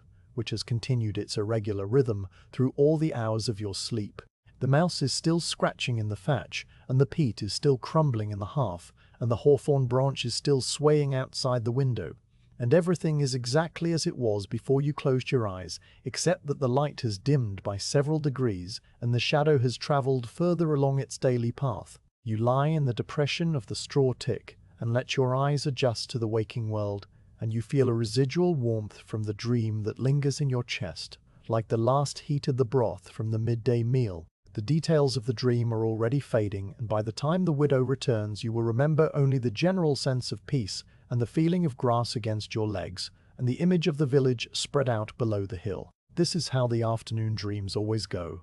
They come without announcement, and they leave without farewell, and they carry you to places you cannot reach with your waking body, and then they return you gently to the small room with the oiled paper window and the shadow on the wall and the cloak on the peg. And you are grateful for the journey even though you cannot describe where you have been. The shadow has now passed completely over the face-shaped knot in the plaster and is approaching the soot bird that marks the late afternoon. The edge of the long rectangle is perhaps 2 finger widths from the outstretched wing of the bird, and by the time it reaches the beak and moves past it, the evening bell will ring and the widow will return. You watch the shadow with the same patient attention you have given it all afternoon, and you think about the wool in the basket, and the broth in your stomach, and the dream of the hill and the grass. And these thoughts are like the wool you tease with your fingers, soft and without sharp edges, and very easy to let go of as the afternoon continues its slow progression toward evening. The cottage timbers creak as they settle, a sound that comes from the beam over the door, where the wood expands and contracts with the changing temperature of the day. The sound is a low groan that lasts for perhaps 2 seconds and then fades, and it happens once an hour or perhaps once every 2 hours depending on how quickly the day cools and how much moisture is in the air. You have heard this sound so many times that it no longer registers as anything unusual, and it blends into the background of the afternoon along with the mouse and the peat and the blacksmith's hammer and the wind around the corners of the cottage. These are the sounds of your world, and they are as familiar as your own breathing, and they fill the long hours between the widow's visits with a quiet companionship that requires nothing from you in return. The afternoon stretches on in this way, with the shadow moving and the fire blowing and the sounds of the cottage providing a steady rhythm beneath everything. You do not sleep again because the one afternoon sleep is usually enough, and because you prefer to remain in the waking world now, as the light begins to change from grey to a deeper shade that signals the approach of evening. Your hands rest on your chest one atop the other, and your fingers are still and your breathing is slow and regular, and you watch the wall and the window and the branch and the cloak, and you wait without impatience for the sound of the widow's footsteps on the lane, and the scrape of her left shoe and the lifting of the latch that will bring the next part of the day. The shadow reaches the soot bird and touches the tip of its wing and begins to move across the dark smudge, and you know that the evening is near and that the bell will ring soon and that the widow will come with the covered pot and the bread and the tallow candle, and this knowledge is a warmth in your chest that matches the warmth of the fire and the warmth of the dream and the warmth of the dream and the warmth of the broth that still lingers somewhere deep inside you. The shadow of the window grid has now covered the soot bird completely, its dark wings and trailing tail swallowed by the soft grey rectangle that has travelled across the plaster wall since the early hours of the morning. The light in the room has shifted from the diffuse grey of the overcast afternoon to a deeper amber tone that comes when the sun has dropped behind the hills and the clouds have begun to catch the last rays from below the horizon. The oiled paper window glows with a warm honey colour that makes the wooden lattice strips appear darker and more distinct, and the dust motes that were invisible during the flat grey hours have reappeared as tiny flecks of gold suspended in the slanting light. You watch this transformation with the same patient attention you have given to every other change of the day, noting how the amber light catches the edge of the cloak on its peg and turns the brown wool to the colour of autumn leaves, how the iron pot hanging from the crane develops a faint sheen along its rim where the firelight and the window light meet and blend. From the village a quarter-mile away comes the sound you have been waiting for since the shadow first touched the wing of the soot bird. It is the small bell at the chapel, a single toll that rises from the stone tower and travels across the fields and through the gaps in the cottage walls to reach your ears. The bell is not large, and its voice is not commanding. It does not ring out to call the faithful to prayer, or to warn of danger, or to celebrate a wedding. It rings once each evening simply to mark the end of the working day for those who labor by the sun, a tradition that began so long ago that no one living can remember when it started or who decided that the day should end at this particular moment. The man who pulls the rope is the same man who has pulled it for 30 years. A small, quiet person with a crooked back and a gentle manner who lives in a single room attached to the back of the chapel and tends the building in exchange for his keep. He pulls the rope at the same moment every evening, regardless of the weather or the season or his own state of health, and the bell always sounds exactly the same, a low, flat note that hangs in the air for several seconds before it begins to fade. The note is a middle tone, neither high nor low, and it has a quality that is difficult to describe but easy to recognize. It is the sound of something heavy and metal being struck once with a controlled force, and the vibration that follows is not a ringing with clear harmonics, but a single broad hum that spreads outward in all directions and seems to press against the ears rather than enter them. You have listened to this bell for so many years that you can feel its arrival before you consciously hear it. A subtle change in the air pressure that might be imagination or might be the actual physical wave of sound traveling across the fields. When the sound reaches you, it is not loud, but it is present, filling the small room with a vibration that you can feel in your chest if you're paying close enough attention. The note holds steady for a count of perhaps 3 slow breaths, and then it begins to decay, the vibration losing energy and the sound growing thinner and more distant until it is no longer a note but a memory of a note. And then even the memory fades, and there is silence again. You count your breaths while the sound is audible, a small ritual you have performed for as long as you can remember. The first breath comes as the initial strike reaches your ears and you inhale slowly while the note is at its fullest. The second breath begins as the note starts to fade and you exhale with the same slowness, feeling the sound diminish as the air leaves your lungs. The third breath catches the trailing edge of the vibration, the moment when the bell's voice has become so thin that you are not sure whether you are hearing it or remembering it. By the fourth breath, the sound is gone completely, and there is only the crackle of the peat and the distant murmur of the village and the soft rush of your own breathing. Sometimes on very still evenings when the air is heavy with moisture and the wind has died entirely, the note will linger long enough to be present for a fifth breath, a faint ghost of sound that you must strain to detect. This evening the note fades after the fourth breath, and the silence that follows is deeper and more complete than the silence that came before. After the bell, there is always a brief period of increased noise from the village as people complete their final tasks and move from their places of work toward their cottages and their evening meals. You listen to these sounds with the same attention you give to everything else, cataloguing them as they arrive and fade and are replaced by others. A man shouts to his son about a lost hammer, his voice carrying clearly across the fields because he is standing near the blacksmith's shed, and the wind has shifted to blow from that direction. The hammer is a small one, with a short handle and a head that is square on one end and pointed on the other, used for delicate work on hinges and clasps, and the boy has left it somewhere in the grass behind the shed where he was sitting while his father worked. The father's voice is exasperated but not angry, the tone of someone who has lost this particular hammer many times before and will lose it many times again.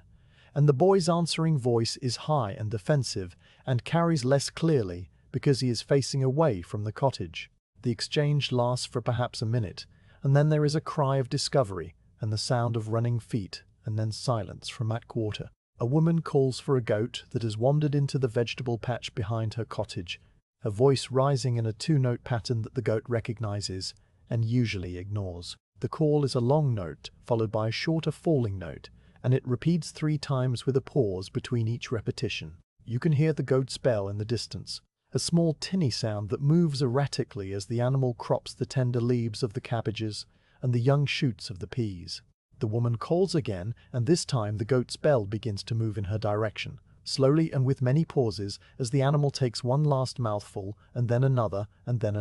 before finally submitting to the inevitable and trotting back toward its pen. The woman's voice changes from calling to scolding, and then to a softer murmuring that you cannot distinguish as words, but which carries the tone of someone speaking affectionately to an animal that has exasperated her for the 100th time. The sound of wooden buckets being set down by the well comes next, a double thump as 2 buckets are placed on the stone rim at the same moment. The women who have come to draw water for the evening meal speak to each other in low voices that overlap and blend, their words carried away by the breeze, so that only the rhythm of the conversation reaches you. One voice is higher and faster, and the other is lower and slower, and they trade phrases back and forth, like people passing a heavy object between them, each taking a turn and handing the burden of speech to the other. The well rope creaks as someone lowers a bucket, and there is a pause, and then the sound of the bucket striking the water far below, a hollow splash that echoes up the stone shaft. The rope creaks again as the bucket is drawn upward,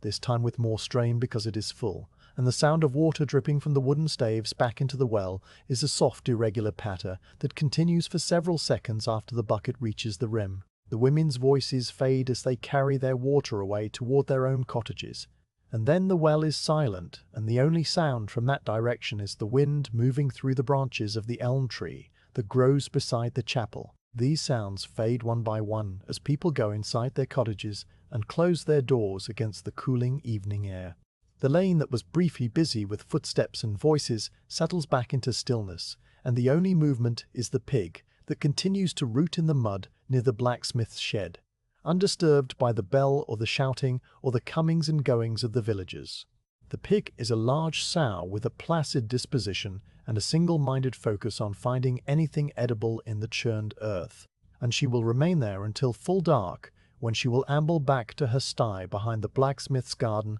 and settle down with her piglets in the straw. Her grunting is a low, continuous sound that carries across the distance between the shed and your cottage, and it blends with the crackle of the peat and the settling of the timbers to form the background of the early evening. The smoke from the chimneys begins to rise as the fires inside the cottages are stirred and fresh fuel is added for the evening meals and the night's warmth. You can see 3 columns of smoke from your window, each one rising from a chimney that is visible above the rooftops and the hedgerows, and each one is a slightly different shade of grey depending on what is being burned. The column nearest to your cottage rises from the widow's chimney, and it is a dark grey colour because she burns peat from the lower layers of the bog. Peat that is dense and old and produces a smoke that is heavy with the smell of ancient moss and deep water. The column rises straight up for perhaps 20 feet before the wind catches it and bends it gently toward the east, and it spreads as it rises so that the top is wider and softer than the base. You watch this column because it tells you that the widow is home and that she has stirred her own fire and that she will soon sit down to her own evening meal of broth and bread before she returns to your cottage for the final visit of the day. The second column rises from the cooper's workshop, which is attached to his cottage and has a separate chimney for the small stove he uses to heat the iron hoops that bind his barrels. The cooper burns seasoned oak scraps left over from his work, wood that has been drying in a shed for 3 years or more and has lost almost all its moisture. The smoke from this wood is pale and almost white, and it rises in a thin stream that is difficult to see against the pale grey of the evening sky, except where it passes in front of the darker branches of an elm tree. The smell-burning oak is sweet and clean, and it reaches your cottage when the wind shifts. A pleasant scent that reminds you of autumn and the forest and the great trees that grow on the far side of the hill, where no one goes except the woodcutter and his sons. The third column is the lightest of all, a pale grey-white that rises from the chimney of the cottage where the old man lives alone, a former sailor who returned from the sea with a small chest of coins and a cough that never leaves him. He burns dried furze that he gathers from the common land above the village, a bush that grows low and tangled and produces bright yellow flowers in the spring and summer. The furze burns hot and fast and produces a smoke that is thin and acrid, and the column from his chimney wavers and pulses as he adds more fuel in small amounts rather than building a steady fire. The old man is careful with his fuel because gathering it requires walking to the common land and cutting the thorny branches and carrying them back to his cottage, and his cough makes this work difficult, especially in the damp months of autumn and winter. You watch his smoke column with a particular attention because it is the most variable of the 3, sometimes strong and steady and sometimes so faint that it disappears entirely, and its behavior tells you something about how the old man is faring on any given evening. The sky above the 3 columns has deepened from amber to a color that is not quite blue and not quite gray, but something in between that has no name. The clouds that covered the sky all afternoon have begun to break apart in the west, and thin strips of lighter sky appear between them like pale ribbons stretched across a dark cloth. The light from these gaps catches the undersides of the clouds and turns them a soft rose color that lasts for only a few minutes before fading to grey, and then to a deeper blue-grey that signals the true approach of night. The hawthorn branch outside the window has become a silhouette against this changing sky, its buds and twigs and the curve of its main stem drawn in black against the fading light. The branch is still now, because the wind has died completely and the evening has become very calm, and the stillness of the branch matches the stillness in the room and the stillness in your body as you lie in the depression of the straw tick and watch the day end.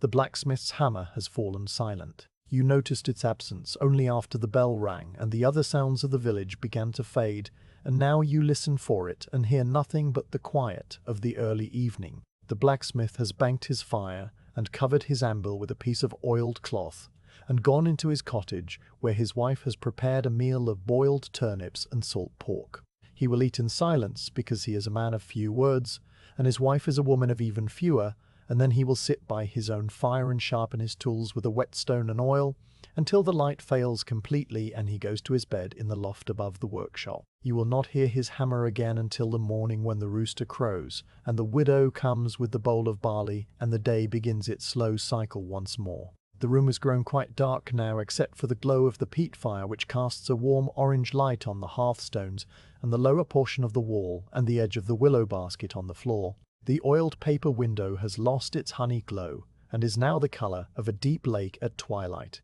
a grey blue that holds the last memory of light without being able to transmit any of it into the room. The cloak on the peg has merged with the shadows and is no longer a distinct shape, but a darker area of darkness that you know is there because you have looked at it 10,000 times, and your mind supplies the details that your eyes cannot see. The dust motes have disappeared completely, and the shadow of the window grid has dissolved into the general gloom, and the soot bird and the face-shaped knot and the crack shaped like the letter Y are all hidden now, waiting for the morning light to reveal them again. You lie in the darkness and listen to the sounds of the evening, which are different from the sounds of the afternoon and different from the sounds of the night that will come later. The mouse in the thatch is active again, scratching and rearranging, and its movements seem louder now that the other sounds have faded. The peat fire makes a soft settling noise as the embers shift and a small piece of ash falls through the grate onto the hearthstone. The cottage timbers creak once and then are silent, and the only sound from outside is the distant grunting of the pig and the very far away barking of a dog somewhere beyond the village green. The widow will come soon with the tallow candle and the final check of the water jug and the adjustment of the blanket, and then she will leave and the true night will begin. For now, there is only the darkness and the warmth and the slow rhythm of your breathing. And you wait without impatience for the sound of her footsteps on the lane and the scrape of her left shoe and the lifting of the latch that will bring the small light of the candle into the room and mark the beginning of the last part of the day. The darkness in the room has become nearly complete when you hear the familiar scrape of the widow's left shoe on the packed earth of the lane. The sound arrives first as a faint disturbance in the stillness, a rhythm that separates itself from the background of the evening and grows clearer with each step. Scrape and pause and scrape and pause, and then the pause is longer because she has reached the flat stone at the threshold and is shifting her weight to free one hand for the latch. The iron tongue slides from its catch with a grating noise that you have heard so many times it has become a kind of greeting, and the door swings inward on its leather hinges, bringing with it a cool breath of evening air that stirs the warm atmosphere of the room and makes the peat embers glow more brightly for a moment. The widow steps through the gap and pushes the door closed behind her with her shoulder because both of her hands are occupied, and the soft thud of the wood settling into the frame seals the room off from the lane and the village and the darkening sky. She carries a small tallow candle in one hand and a clay holder in the other, and she crosses the room in 4 steps to place them on the mantel above the hearth. The candle is perhaps as long as her middle finger and as thick as her thumb, and it has been made by her own hands from the rendered fat of a sheep that was slaughtered the previous autumn. The tallow is a pale, creamy color with a slight yellow tinge, and it has a texture that is smooth and slightly greasy to the touch. The wick is a twist of linen thread that she spun herself from flax grown in the field behind the mill,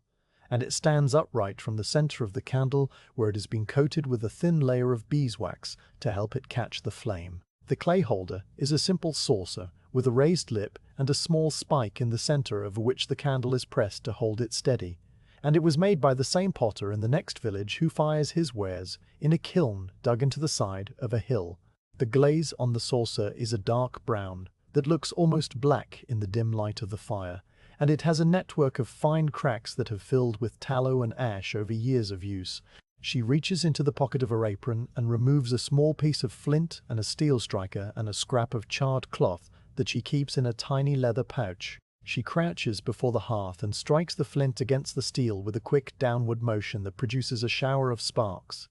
too brief to illuminate anything but bright enough to see as tiny orange streaks against the darkness. One of the sparks lands on the charred cloth and catches immediately, a small red glow that she nurtures with her breath until it becomes a tiny flame. She touches this flame to the wick of the candle, and the linen thread catches with a soft hiss and a curl of smoke, and then the flame settles into a steady teardrop shape that is yellow at its base, and orange at its tip, and blue at its very center, where the heat is most intense. She blows out the charred cloth and returns it to its pouch, along with the flint and steel.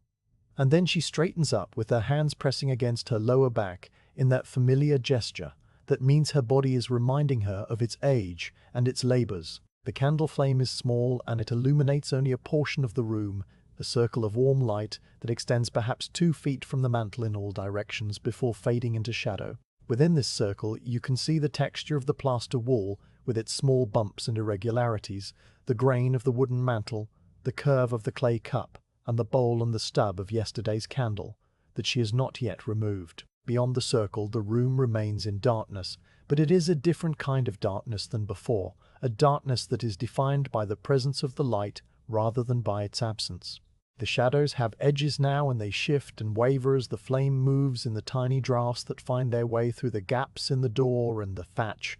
The cloak on its peg is visible again as a dark shape against the wall, and the willow basket on the floor has a soft gleam along its rim where the light catches the smooth surface of the withes. The hawthorn branch outside the window is invisible, but you can imagine its shape against the night sky, and this imagining is almost as clear as seeing it would be. The candle smells of the sheep from which it came, a faint animal scent that is not unpleasant, but is definitely present. The widow has added herbs to the tallow when she rendered it, crumbling dried rosemary and a bit of lavender into the liquid fat before it cooled, and these herbs release their own smells as the candle burns. The rosemary is sharp and clean and reminds you of the bush that grows beside her cottage door, a woody plant with needle-like leaves that she brushes with her hand every time she passes, so that the scent follows her into the house. The lavender is softer and sweeter, and it comes from the garden behind the smithy, where the blacksmith's wife tends a small patch of herbs for her own use and shares them with the widow in exchange for a bowl of broth or a piece of cheese. The combination of tallow and rosemary and lavender fills the small room with a smell that is both domestic and ancient, the smell of light made from the bodies of animals and the leaves of plants and the work of human hands. The widow checks the water jug and finds it half full, just as it was when she left in the afternoon, and she nods once to herself because this means you have not been thirsty enough to attempt reaching it on your own. She checks the basket of teased wool and sees that the level has risen slightly since her last visit, the pale cloud of fibers now filling perhaps 3/4 of the smaller basket.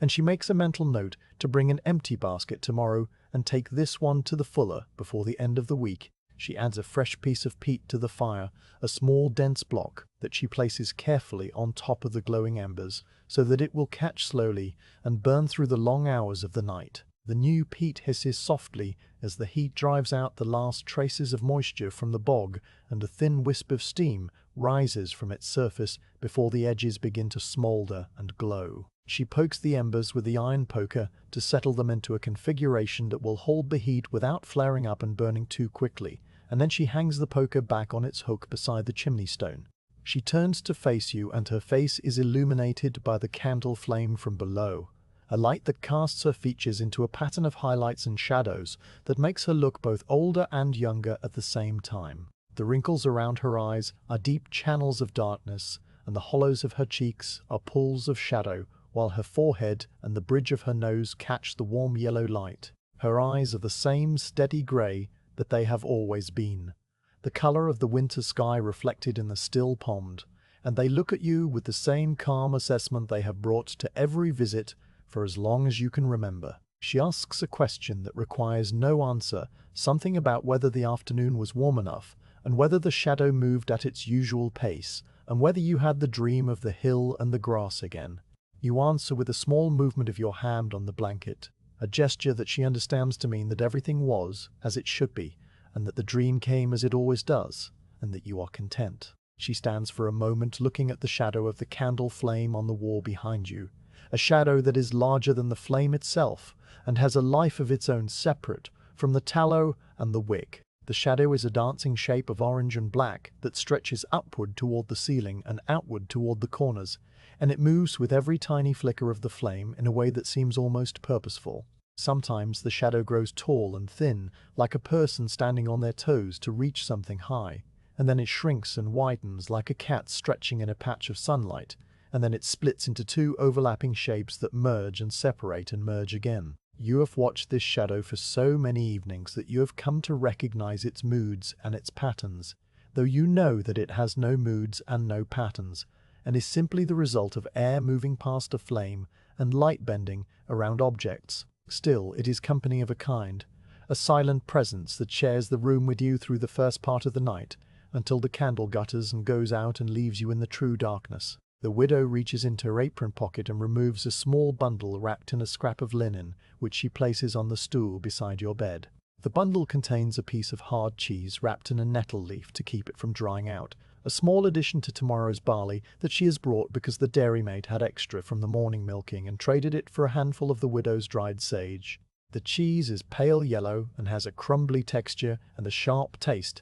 that will cut through the blandness of the barley and make the meal feel like something more than mere sustenance. She does not unwrap it or mention it because it is not a gift that requires acknowledgement, but simply a small variation in the routine that makes the routine more bearable. You will find it in the morning when she adds it to the bowl, and the taste will be a surprise that you have already forgotten by the time it reaches your tongue. She adjusts the folded blanket behind your shoulders one final time, pulling it slightly higher on the left side where it has slipped during the afternoon, and her fingers brush against your neck for a moment, and they are warm from the fire she has just tended. She checks the position of the water cup on the mantel and decides to leave it there rather than moving it to the floor, because you have not been thirsty and because reaching for it in the night might cause more disturbance than the thirst itself. She checks the latch on the door by pulling on it gently to be sure it is seated properly, and the iron tongue holds firm and the door does not move. She looks around the room one final time as if memorizing its arrangement,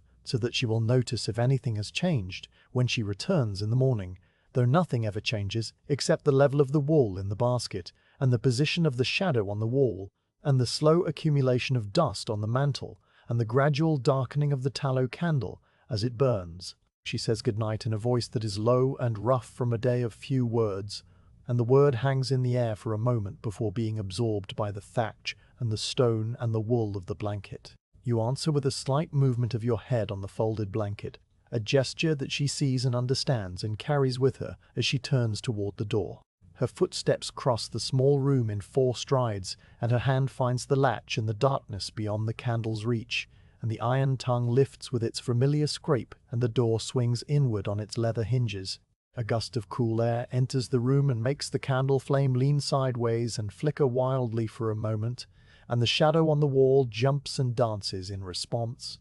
And then the door closes with its soft, conclusive thud, and the flame steadies, and the shadow settles back into its regular rhythm. Her footsteps fade down the lane, with the scrape of her left shoe at the end of each stride, growing fainter and fainter until they are indistinguishable from the other sounds of the evening.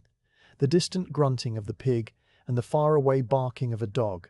and the wind that has begun to move through the branches of the hawthorn tree. The room is quiet now, except for the soft hiss of the new peat as it catches in the occasional crumble of the embers and the tiny crackle of the candle wick as it burns. The flame is a steady teardrop of yellow and orange and blue, and it illuminates the small circle of warmth around the mantel and leaves the rest of the room in a darkness that is soft and comfortable rather than deep and absolute. The shadows have edges that shift and waver with each tiny movement of the air, and you watch them with the same patient attention you have given to the shadow of the window grid and the hawthorn branch and the dust motes in the beam of light. The shadow of the candle flame is the most active presence in the room, a dark companion that stretches upward and outward and seems to breathe in time with the flickering of the light. It reaches toward the ceiling and then shrinks back, expands toward the corners and then contracts, splits into 2 overlapping shapes, and then merges again into a single dancing form that is always changing and always the same. You lie in the depression of the straw tick with the wool blanket pulled up to your chin and your hands resting on your chest, one atop the other, and you watch the shadow and listen to the candle and feel the warmth of the new peat spreading outward from the hearth. The candle will burn for perhaps 2 hours, if the draught does not find it, and the wick does not need trimming, and the tallow holds out as long as the widow estimated when she made it. 2 hours is a long time in the quiet of the night. Long enough for the shadow to perform its full repertoire of shapes and movements many times over. Long enough for your thoughts to drift from the present moment to the past and back again. Long enough for sleep to approach and retreat and approach again. Long enough for sleep to approach and retreat. And approach again like the tide on a shore you have never seen, but have heard described by the old sailor who lives in the cottage with the furze smoke. You do not know what time it is because time in this room is measured by shadows and bells and the visits of the widow, and none of those markers are present in the deep part of the night when the candle burns alone. There is only the flame and the shadow and the warmth and the slow rhythm of your breathing, and these things are enough. The smell of the rosemary and lavender has grown stronger as the candle burns and the heat releases the oils from the herbs crushed into the tallow. The scent fills the small room and mixes with the earthy smell of the burning peat and the faint animal scent of the tallow itself, and the dry, dusty smell of the straw tick and the wool blanket and the old plaster walls. This combination of smells is the smell of night in this cottage, as familiar as your own skin and as comforting as the widow's hands adjusting the blanket behind your shoulders. It is a smell that says you are safe and warm and that the world outside is far away and cannot reach you, and it wraps around you like a second blanket made of scent and memory and the quiet presence of the small flame on the mantel. Your eyes grow heavy as you watch the shadow dance, and the line between watching and dreaming becomes soft and indistinct. The shadow becomes a field of long grass, with silver seed heads moving in a wind you cannot feel, and the flame becomes the sun low on the horizon, turning everything gold and amber. The widow is there walking up the hill with her limping gait, and she carries a basket of wool on one arm and a tallow candle in the other hand, and the candle burns without being consumed and casts a light that reaches all the way to the village and the stream and the mill and the fields beyond. You are walking beside her with no pain in your hip and no stiffness in your spine, and your feet feel the cool earth of the path and the soft grass of the hillside, and the two of you walk together without speaking, because no words are needed, between people who have shared so many evenings and so many candles and so many small adjustments of blankets and bowls and baskets of wool. The dream does not have a destination and it does not have a purpose, and it drifts through your sleeping mind like the dust motes drifting through the beam of light, soft and without sharp edges and very easy to let go of as the candle continues to burn on the mantel, and the shadow continues its dance on the wall, and the night settles deeper over the cottage and the fields and the hills and everything that lies beyond the oiled paper window. The candle gutters and goes out with a small curl of smoke that rises from the blackened wick and then dissolves into the darkness. You do not see this happen because your eyes were closed in that drifting state between waking and sleep, but you know it has happened because the quality of the darkness behind your eyelids changes from a warm orange glow to a deeper, more complete black. The room is now without any light except for the faintest red pulse from the peat fire, which illuminates nothing but gives a sense of direction, a point of reference for where the hearth is located in relation to your body. If you open your eyes and look toward the hearth, you can see a small patch of dull crimson low on the stones, a glow that is more like the memory of light than light itself, and it is just enough to confirm that the fire still lives and that the room is still arranged as it was when the candle burned. The mantle is invisible, and the cloak on its peg is invisible, and the willow basket on the floor is invisible, and the only thing that exists in the visual world is that small red ember pulsing softly in the blackness. In this complete darkness, the sounds of the world become more distinct, as if the absence of sight has sharpened your hearing to compensate. The first sound you notice is the one closest to you, your own breathing. It is a soft rhythm of inhalation and exhalation that you normally do not hear because it is always present and therefore not worthy of attention, but in the silence of the deep night it becomes a companion. The breath enters through your nose with a faint whisper of air moving past the small hairs inside your nostrils, and it travels down into your chest where it expands your lungs with a gentle pressure that you can feel against the inside of your ribs. The exhale is slower and warmer, and it passes out through your slightly parted lips, with a sound that is almost a sigh, but not quite, a soft release of air that carries away the warmth of your body into the cool room. Each breath is slightly different from the one before, some are deeper, and some are shallower, and some catch for a moment in the back of your throat before continuing their journey. You listen to these variations with the same patient attention you gave to the shadow on the wall and the dust motes in the beam of light, and you find that there is a kind of music in the simple act of breathing. Beyond your own breath, there is the sound of the cottage settling around you. The timbers that form the frame of the structure have been absorbing the heat of the day and the fire, and now as the night cools, they contract and shift and release the tension they have held. The beam over the door makes a low creak that begins as a faint groan and builds to a soft complaint before fading back into silence. And this sound happens once an hour, or perhaps once every 2 hours, depending on the temperature and the moisture in the wood. You have heard it so many times that you can anticipate its arrival, and when it comes, it is like the striking of a very slow clock that marks the passage of the night, in increments too large to measure, but too regular to ignore. The sound is not loud enough to startle you, or to wake you if you were sleeping, but it is present and distinct, and it adds another layer to the catalogue of sounds that fill the darkness. The mouse in the thatch above your head is active now in the way that mice are active in the deep night, when the cottage is still, and the humans are quiet and the predators are hunting elsewhere. You can hear its small claws scratching against the straw and the dried grass of its nest as it rearranges its bedding or searches for the bits of grain and wool that is stored there. The scratching is a rapid, delicate sound, like the brushing of a very soft broom against a very rough surface, and it pauses occasionally while the mouse listens for danger and then resumes with the same busy rhythm. Sometimes you can hear the faint squeak of the mouse itself, a sound so high and thin that you are not always certain whether you have heard it or imagined it, and it is followed by a brief silence and then more scratching. The mouse has lived in this thatch for as long as you have lived in this cottage, and its ancestors lived here before you, and its presence is a comfort rather than a disturbance, because it means that the world continues to turn and that small lives are being lived in the spaces between the larger ones. The peat fire makes its own small sounds as it burns through the long hours. The embers shift occasionally as the fuel is consumed and the structure of the peat block collapses inward, producing a soft rustling sound like dry leaves being stirred by a gentle wind. A piece of ash breaks free from the glowing mass and falls through the iron grate onto the hearth stone with a tiny click that echoes briefly in the quiet room. The new peat that the widow added before she left is still catching, and you can hear the faint hiss of moisture being driven from its core, a sound that is almost too quiet to hear, but is there if you listen carefully. The hiss is not continuous,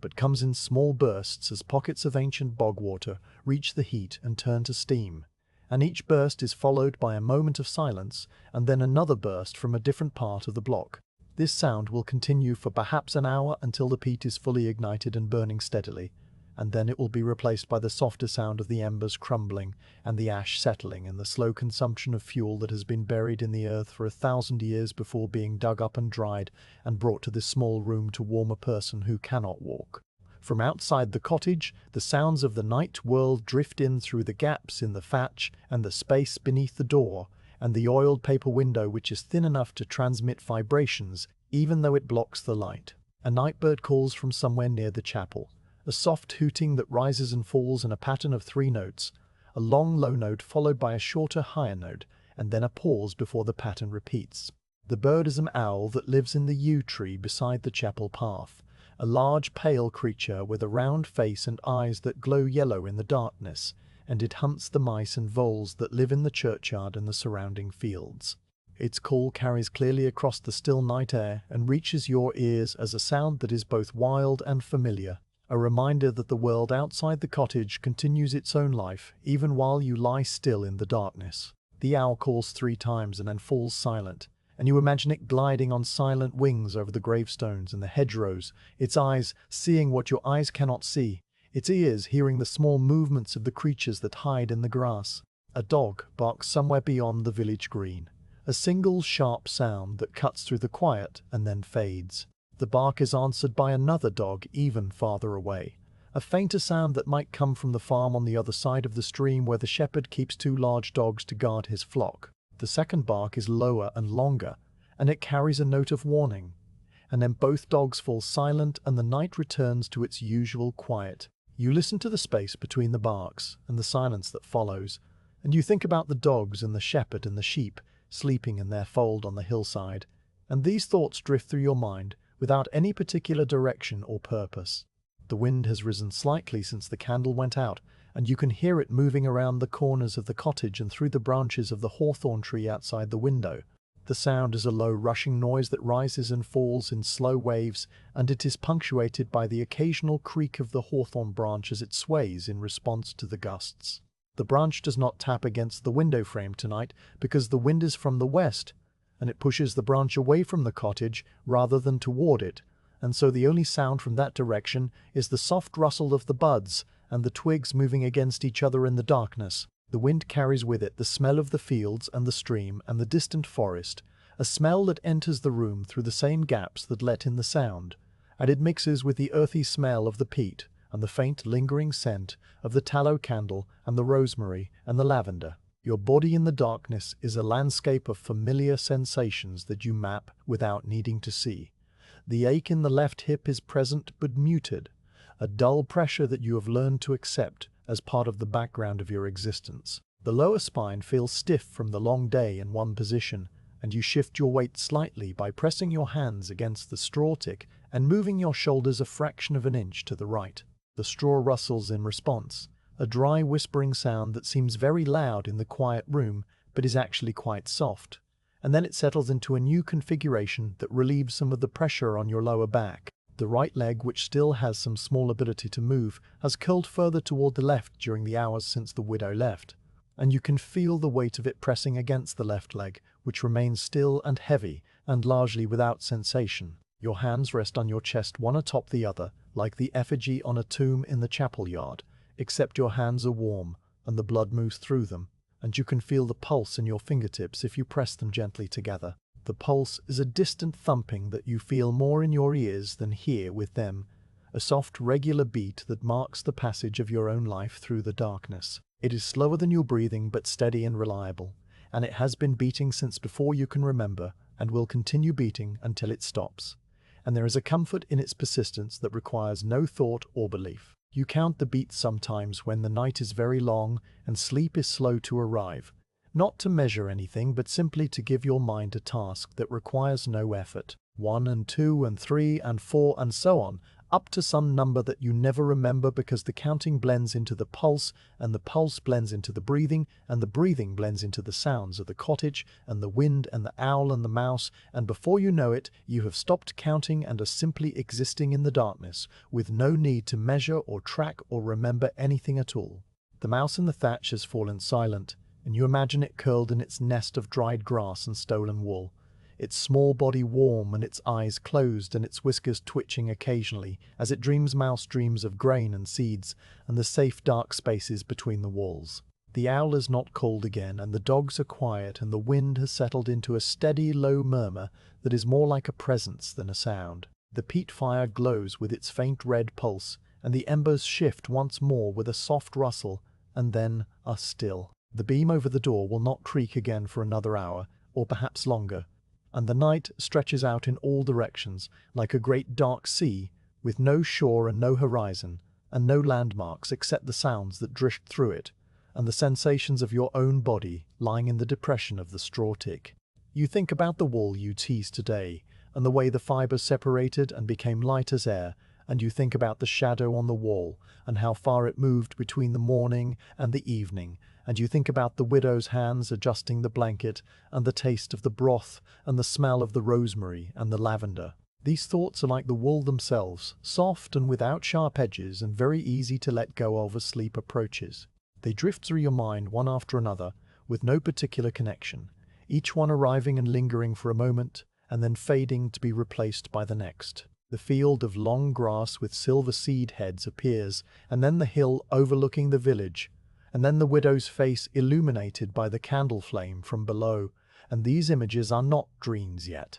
but they are the raw material from which dreams will be made when sleep finally comes. The darkness in the room is absolute now, except for that small red ember in the hearth, and even that is so faint that you must look directly at it to be sure it is still there. If you close your eyes, the darkness behind your eyelids is the same as the darkness in the room, and there is no way to tell the difference, except by the small sounds that continue to reach your ears. Your breathing has slowed and deepened without your noticing, and the pulse in your ears has become more distant, and the boundary between your body and the straw tick and the wool blanket has begun to soften. You are still aware of the room and the sounds and the warmth of the fire, but these things seem to be happening at a greater distance now, as if you were observing them from somewhere slightly above or slightly behind your own body. The last sound you hear before sleep takes you is the soft rustle of the mouse settling into its nest, a tiny scratching that lasts for only a moment and then is gone. It is a sound so small and so ordinary that it barely registers as a sound at all, but it is the final note in the catalogue of the night, the last piece of the world outside your own mind to reach you before you slip beneath the surface. The red ember in the hearth continues to pulse, and the wind continues to move around the corners of the cottage, and the owl continues to hunt in the fields beyond the village. But you are no longer present to observe these things. You drifted into a place where there are no sounds and no sensations and no thoughts, only a deep quiet that is both nothing and everything.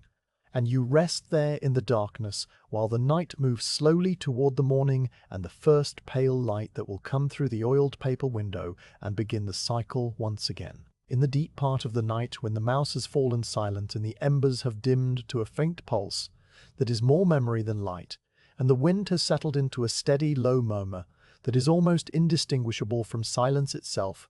you have a dream that comes to you often. The dream does not announce itself with fanfare or transition. It simply is there, waiting for you in the space behind your closed eyes, as familiar as the cloak on its peg and the crack in the plaster, shaped like the letter Y. You recognize it immediately, not by any landmark or event, but by the quality of the light, which is neither daylight nor candlelight nor the pale glow of the oiled paper window, but something entirely its own. It is a silver light that seems to come from everywhere at once, a light that makes everything appear both sharp and soft, distinct in its outlines yet gentle in its illumination, like the world seen through a thin layer of clear water that has been poured over a painting. The first thing you become aware of in the dream is the sensation of standing upright with your weight distributed evenly across both feet. This is a sensation that you have not experienced in your waking life for more years than you can easily count, and yet in the dream it feels utterly natural and unremarkable, as if the years of lying on the straw tick were the dream, and this standing is the true reality. Your legs are beneath you, and they hold your weight without any effort or thought on your part, and there is no catch in the left hip when you shift your weight from one foot to the other,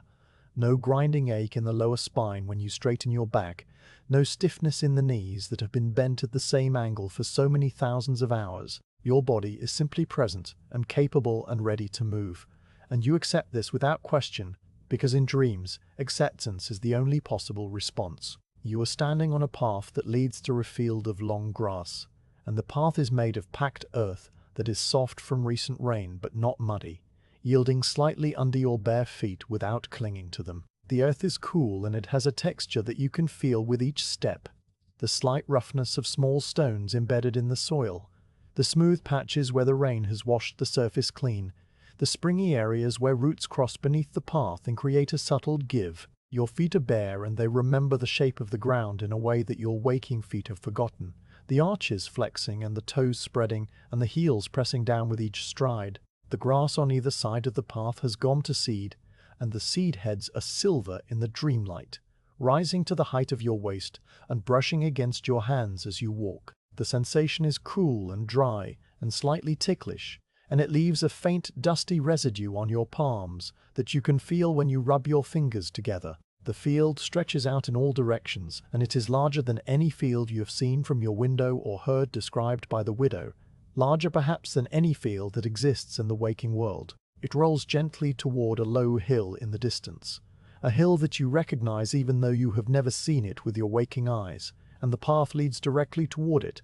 with a gentle curve that follows the contour of the land. There are no fences and no hedgerows and no boundaries of any kind, only the grass and the path and the silver light, and the sky above which is a pale grey that glows faintly at the edges as if the sun is just below the horizon in every direction at once. The air is cool and still, and it carries the smell of the grass and the damp earth and something else that might be the distant scent of wood smoke from a chimney. you cannot see. You walk along the path without hurry and without purpose, other than the simple act of moving through the world on your own legs. Each step is a small pleasure that you do not consciously remark upon, but feel nonetheless: the swing of your arms at your sides, the rotation of your hips with each stride, the gentle impact of your heels and the roll forward onto the balls of your feet. Your breathing deepens slightly to accommodate the exertion, but it is not labored, simply fuller and more present than the shallow breaths you take while lying on the straw tip. The air fills your lungs completely,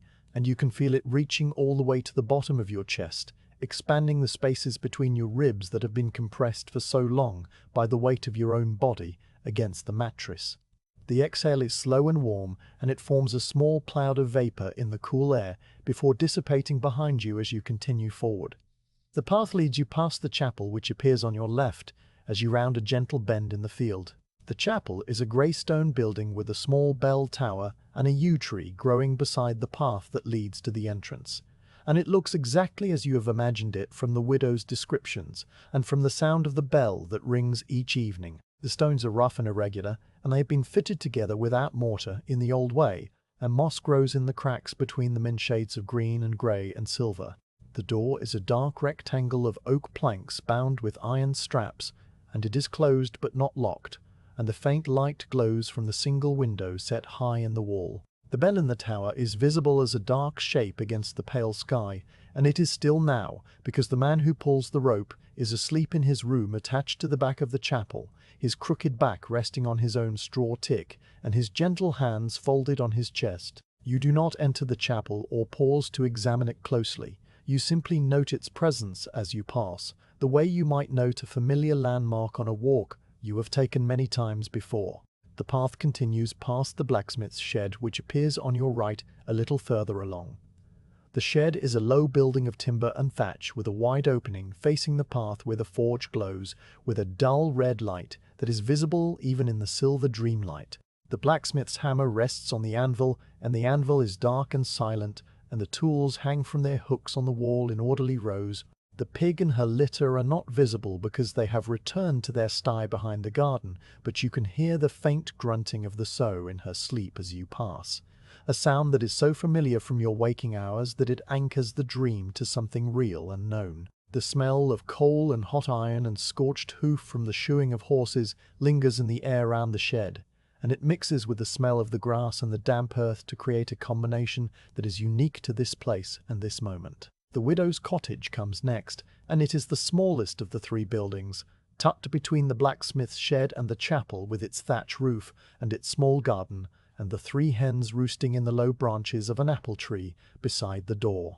A single light burns in the window, a small warm glow that is the color of a tallow candle with rosemary and lavender crushed into the fat. The light does not flicker, but holds steady, and you know that the widow is inside sitting on her three-legged stool with a basket of wool on her lap and her twisted fingers pulling at the fibers with the same patient motion she has used for 40 years. She does not look up as you pass, and you do not call out to her because the dream does not require interaction, only observation. Her presence is a comfort simply by being there. The way the cloak on the peg is a comfort in your waking room, and you carry that comfort with you as the path continues to rise gently toward the low hill. The hill itself is not steep, and the path winds around it in a slow spiral that makes the climb almost effortless. The grass gives way to shorter turf as you ascend, a springy carpet of moss and tiny flowers that you cannot identify but which glow with a faint luminescence in the silver light. The seed heads of the long grass are below you now, and they ripple in a breeze that you cannot feel,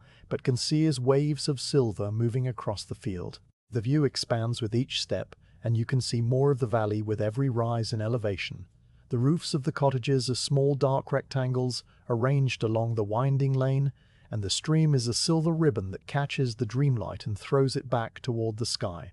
And the fields are patches of green and brown and gold, depending on what is growing there in the waking world that you have left behind. The mill comes into view as you climb higher, a larger building of stone and timber with a great wheel that turns slowly in the current of the stream. The wheel is made of dark wood, and it has paddles that dip into the water and rise again, dripping silver droplets that catch the light before falling back. The miller stands in the doorway, wiping flour from his hands onto his apron, a white dust that covers his arms and his chest, and the front of his cap,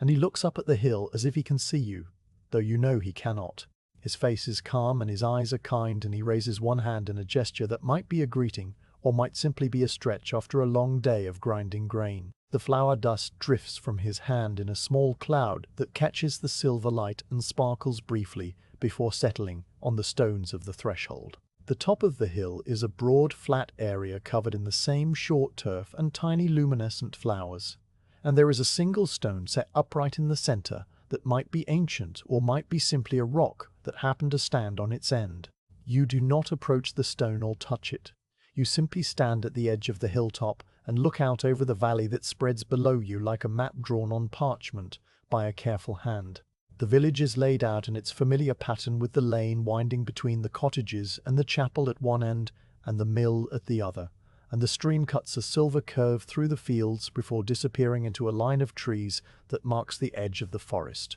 The smoke from the chimneys has stopped rising because the fires have burned down to embers in the deep part of the night, and the only movement is the slow turning of the mill wheel and the rippling of the grass in the invisible breeze. You stand on the hilltop for a long time in the dream, longer perhaps than you have ever stood in your waking life, and there is no hurry to go anywhere or do anything. The view holds your attention without demanding it, and your eyes move slowly from one familiar landmark to another.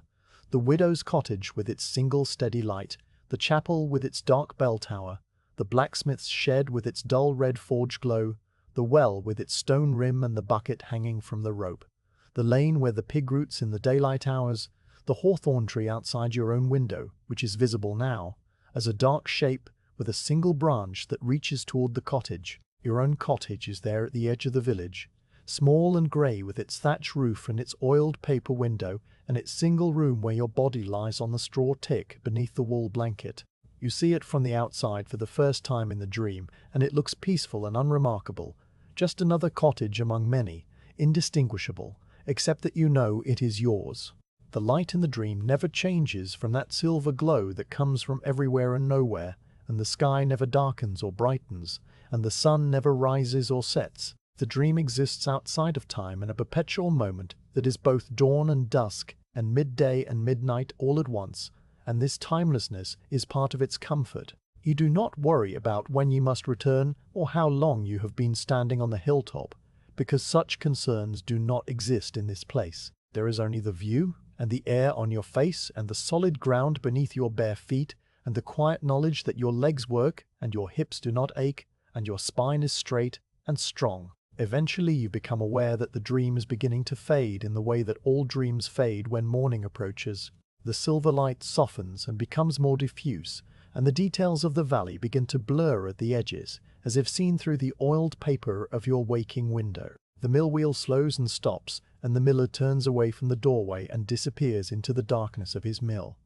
The light in the widow's window dims and then goes out, and the hens in the apple tree tuck their heads under their wings. The forge glow in the blacksmith's shed fades to black, and the pig and her litter settle deeper into their straw. The village becomes less distinct, and the fields lose their colors, and the stream loses its silver gleam, and everything softens into a gentle gray that is the color of the sky just before dawn. You do not fight the fading, because fighting is not possible in the dream, and because you know that the dream will return on another night, as it always has and always will. You simply stand on the hilltop as the world below you dissolves into silver mist and then into nothing, and you feel the ground beneath your feet become less solid and the air around you become warmer and closer, and you know that you are returning to the straw tick and the wool blanket and the small room with the oiled paper window. The last thing you see in the dream is the hawthorn branch outside your window, clear and distinct even as everything else fades. And then that too is gone, and there is only the darkness behind your closed eyes and the faint red pulse of the peat embers in the hearth. When you wake, the details of the dream are already slipping away, as they always do, leaving behind only a general sense of peace and the memory of the cool grass against your ankles and the silver light on the fields. You cannot recall the exact shape of the hill or the precise arrangement of the cottages or the expression on the miller's face, but you remember the feeling of standing upright and walking without pain, and that memory is enough to carry you through the last hour before the rooster crows and the widow comes with the bowl of barley. You lie in the depression of the straw tick with your hands folded on your chest, and your eyes watching the faint glow of the embers. And you hold on to the fading warmth of the dream, like a smooth stone held in the palm of your hand. A small, solid thing that you can return to when the day grows long and the shadow moves slowly across the plaster wall. The first light comes again through the oiled paper window, and the cycle begins once more. You are not aware of the exact moment when the darkness begins to lessen, because the change is so gradual that it is more like a memory of light than light itself. A softening of the black behind your closed eyelids that could be the approach of dawn, or could be simply your eyes adjusting to a darkness that has lost its depth. The peat embers in the hearth have faded to a dull orange that is barely visible even when you look directly at them. And the room is still and cold, in the way that rooms become cold, in the way that rooms become cold in the final hour before the sun finds the edge of the hill. Your body lies in the same position it settled into during the night. The right leg curled toward the left, and the hands folded on the chest, and the head turned slightly toward the window where the first pale suggestion of grey is beginning to separate itself from the black. The rooster crows, and his voice is different from yesterday. The old rooster who belonged to the widow and whose crow had become hoarse and questioning over the years is gone, taken by a fox in the late winter, or perhaps simply dead of age in his sleep beneath the hen's roost. The new rooster is a younger bird that the widow acquired from the farmer on the other side of the stream, a tall, proud creature with feathers of red and gold and a comb that stands straight and bright. His crow is higher in pitch than the old rooster's, and it has a slight crack in the middle, as if his voice is still learning the proper shape of the sound. He crows 3 times as the light strengthens, and each crow is followed by a small cough that might be the bird clearing his throat, or might be a flaw in his technique that will smooth out as he matures. The sound carries across the fields and through the gaps in the cottage walls and reaches your ears as a bright, sharp announcement that the night is over and the day has begun. The window begins its slow transformation from a dark square of oiled paper to a source of pale illumination. The change starts at the center where the paper is thinnest from years of wind pressing against it, and a small patch of grey appears and then spreads outward toward the wooden lattice strips. The strips themselves remain dark, and they divide the light into a grid of 4 squares and 1 long rectangle that is the inverse of the shadow that will later travel across the opposite wall. The paper glows with a cool light at first, the color of water in a deep well, and then as the sun climbs higher it warms to cream, and then to honey, and then to the pale gold of a winter afternoon,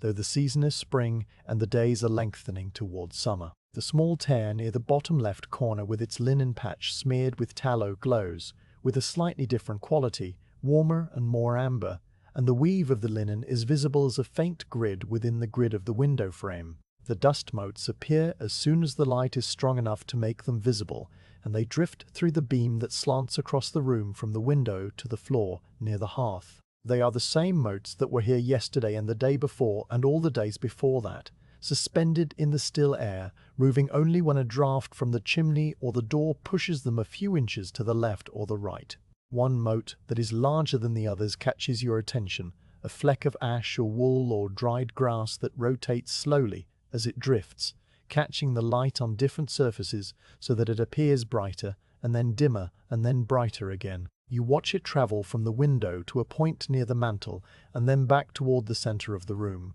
A journey that takes many minutes and covers a distance of perhaps 4 feet, and then it is lost in the general shimmer of the other motes, and you cannot distinguish it from its companions. The beetle emerges from its crack in the wall near the floor where the plaster has fallen away to reveal the stone beneath. It is the same beetle that made the journey yesterday morning, or perhaps a different beetle from the same family, black and shiny, at about the size of your smallest fingernail, and it moves with the same steady, deliberate purpose across the plank near the hearth. It does not hurry, and it does not pause to consider its direction. It simply walks along the grain of the wood with its legs moving in a pattern that is too fast to follow individually, but which produces a smooth forward motion. You watch it cross the entire width of the plank and disappear into another crack on the far side, and you know that tomorrow morning or the morning after it will emerge again and make the journey in reverse, and this small, reliable event is one of the anchors that hold the days together.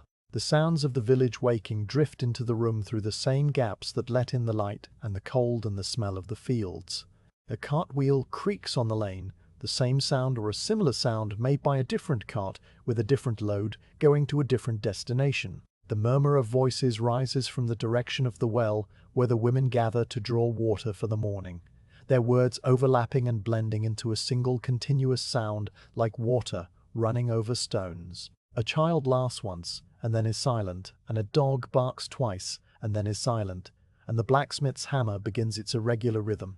2 strikes close together and a pause, and then 3 strikes and a longer pause, and then a single strike that rings longer than the others. These sounds are the background of your life, and they are as familiar as your own breathing,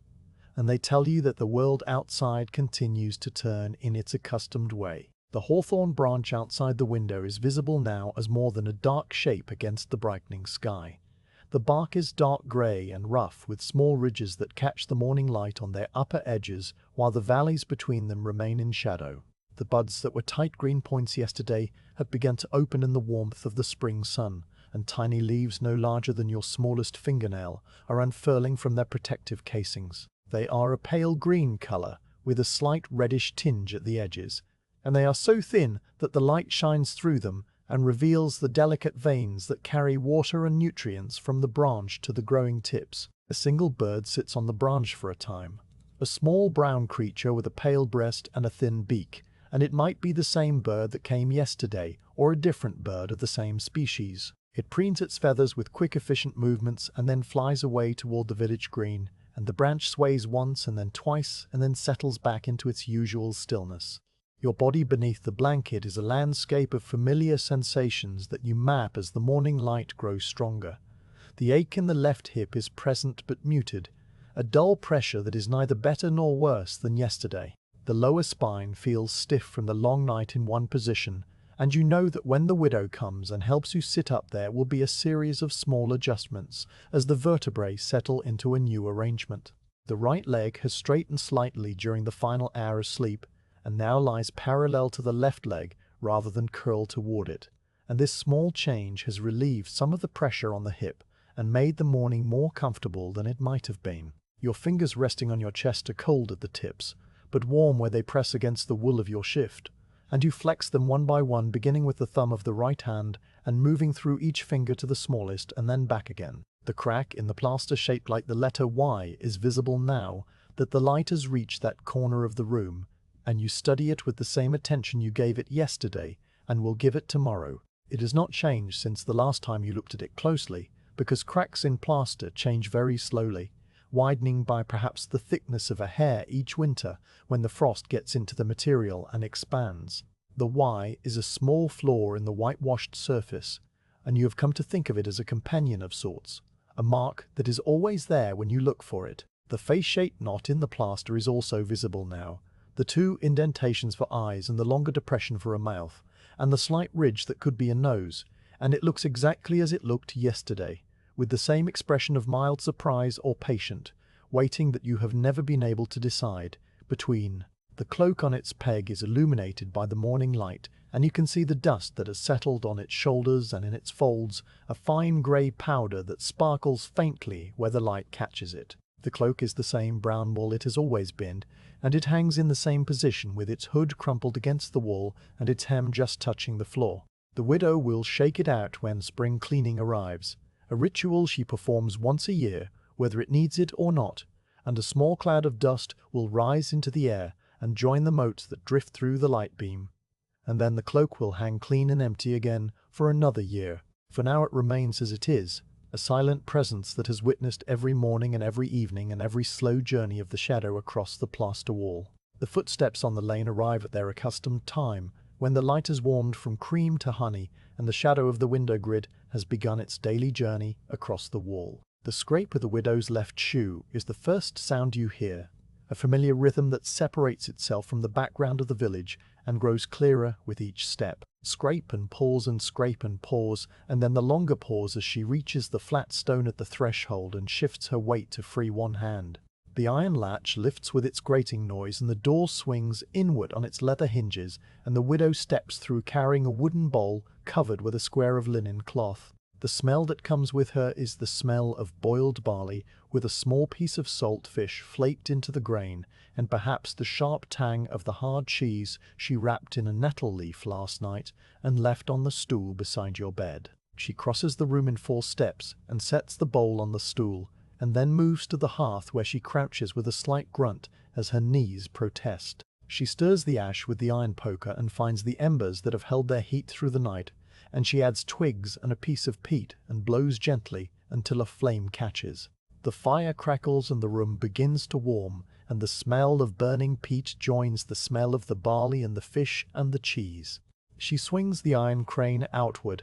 and pours water from the earthenware jug into the pot, and adds the dried leaves that are good for the blood and the spirits, and the steam rises from the surface and curls into the air. She turns to face you, and her eyes are the same steady grey they have always been, and her twisted fingers are warm from the fire she has just built. She helps you sit up by folding the blanket into a thicker pad and placing it behind your shoulders, a maneuver you have done together so many times that it requires no words. The new angle changes the view of the room, and you can see the bottom of the cloak, and the crack shaped like the letter Y, and the face-shaped knot, and the soot bird, which is still visible now that the light has reached that part of the wall. She settles the bowl on your chest and places the wooden spoon in your right hand, and then she takes her own portion from the smaller bowl and sits on the 3-legged stool by the door with her back straight and her eyes looking out at the lane. The barley is warm and soft, and it tastes of the earth and the sea together, and the cheese adds a sharp note that cuts through the blandness and makes the meal feel like something more than mere sustenance. You eat slowly because eating quickly is not possible, and because there is no reason to hurry through the first warm food of the day. The widow eats her own portion at the same pace, and the only sounds are the soft scrape of wood against wood, and the crackle of the peat fire, and the distant ring of the blacksmith's hammer. The morning light continues to strengthen, and the shadow of the window grid continues its slow journey across the plaster wall, and everything is exactly as it was yesterday and will be tomorrow. The basket of raw wool waits on the floor near the hearth, and the smaller basket for the teased wool sits beside it, with its lid fitted snugly to keep out the dust and the mice. You will spend the afternoon pulling at the fibers with your patient fingers, separating the tangles and removing the bits of grass and twig, and the level of the smaller basket will rise by perhaps 2 inches by the time the evening bell rings. The shadow will move across the face-shaped knot and the soot bird and the crack shaped like the letter Y, and the light will fade from honey to amber to grey, and the widow will return with the covered pot and the bread and the tallow candle. The candle will burn for 2 hours and cast its dancing shadow on the wall, and then it will gutter and go out, and the sounds of the night will fill the darkness, the mouse in the thatch and the owl in the yew tree, and the wind around the corners of the cottage, and the distant barking of the dogs beyond the village green. The dream will come again in the deep part of the night, and you will stand on the hilltop and look out over the valley with the silver light on the fields and the grass brushing against your ankles. You will walk without pain and breathe without effort and feel the cool earth beneath your bare feet, and when you wake, the details will fade, but the peace will remain. The rooster will crow and the dust motes will drift, and the beetle will cross the plank, and the widow will come with the bowl of barley, and the cycle will begin again as it has begun every morning for as long as you can remember, and as it will continue to begin for as long as the peat holds out and the thatch keeps out the rain, and the widow's legs carry her down the lane with that familiar scrape of the left shoe at the end of each stride. The straw tick mattress accepts your weight, and the wool blanket covers your legs, and the fire keeps the chill from the stone walls, and everything is as it should be. For now, for this hour, for this morning that is so quiet, you can hear the spider building her web in the corner by the mantel. The spider is small and brown, and she moves in a pattern that is both methodical and graceful, laying down strands of silk that catch the morning light and glisten like threads of silver. She will finish her web by midday, and then she will wait in the center for something small to blunder into the sticky strands, and tomorrow she will build another web in the same corner, or perhaps a different corner, and this small life will continue alongside your own without either of you acknowledging the other's existence.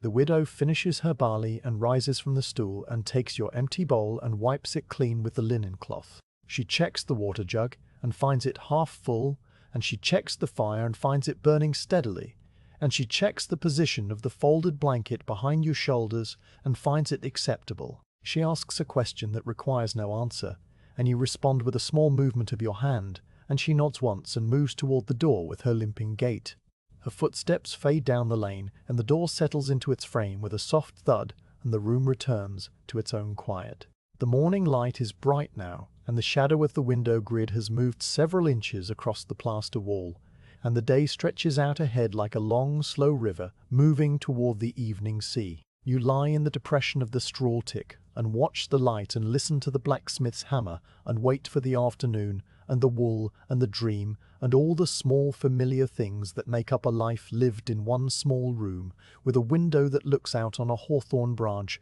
and a lane that leads to a village where people know your name and bring you barley because you cannot walk to the mill yourself.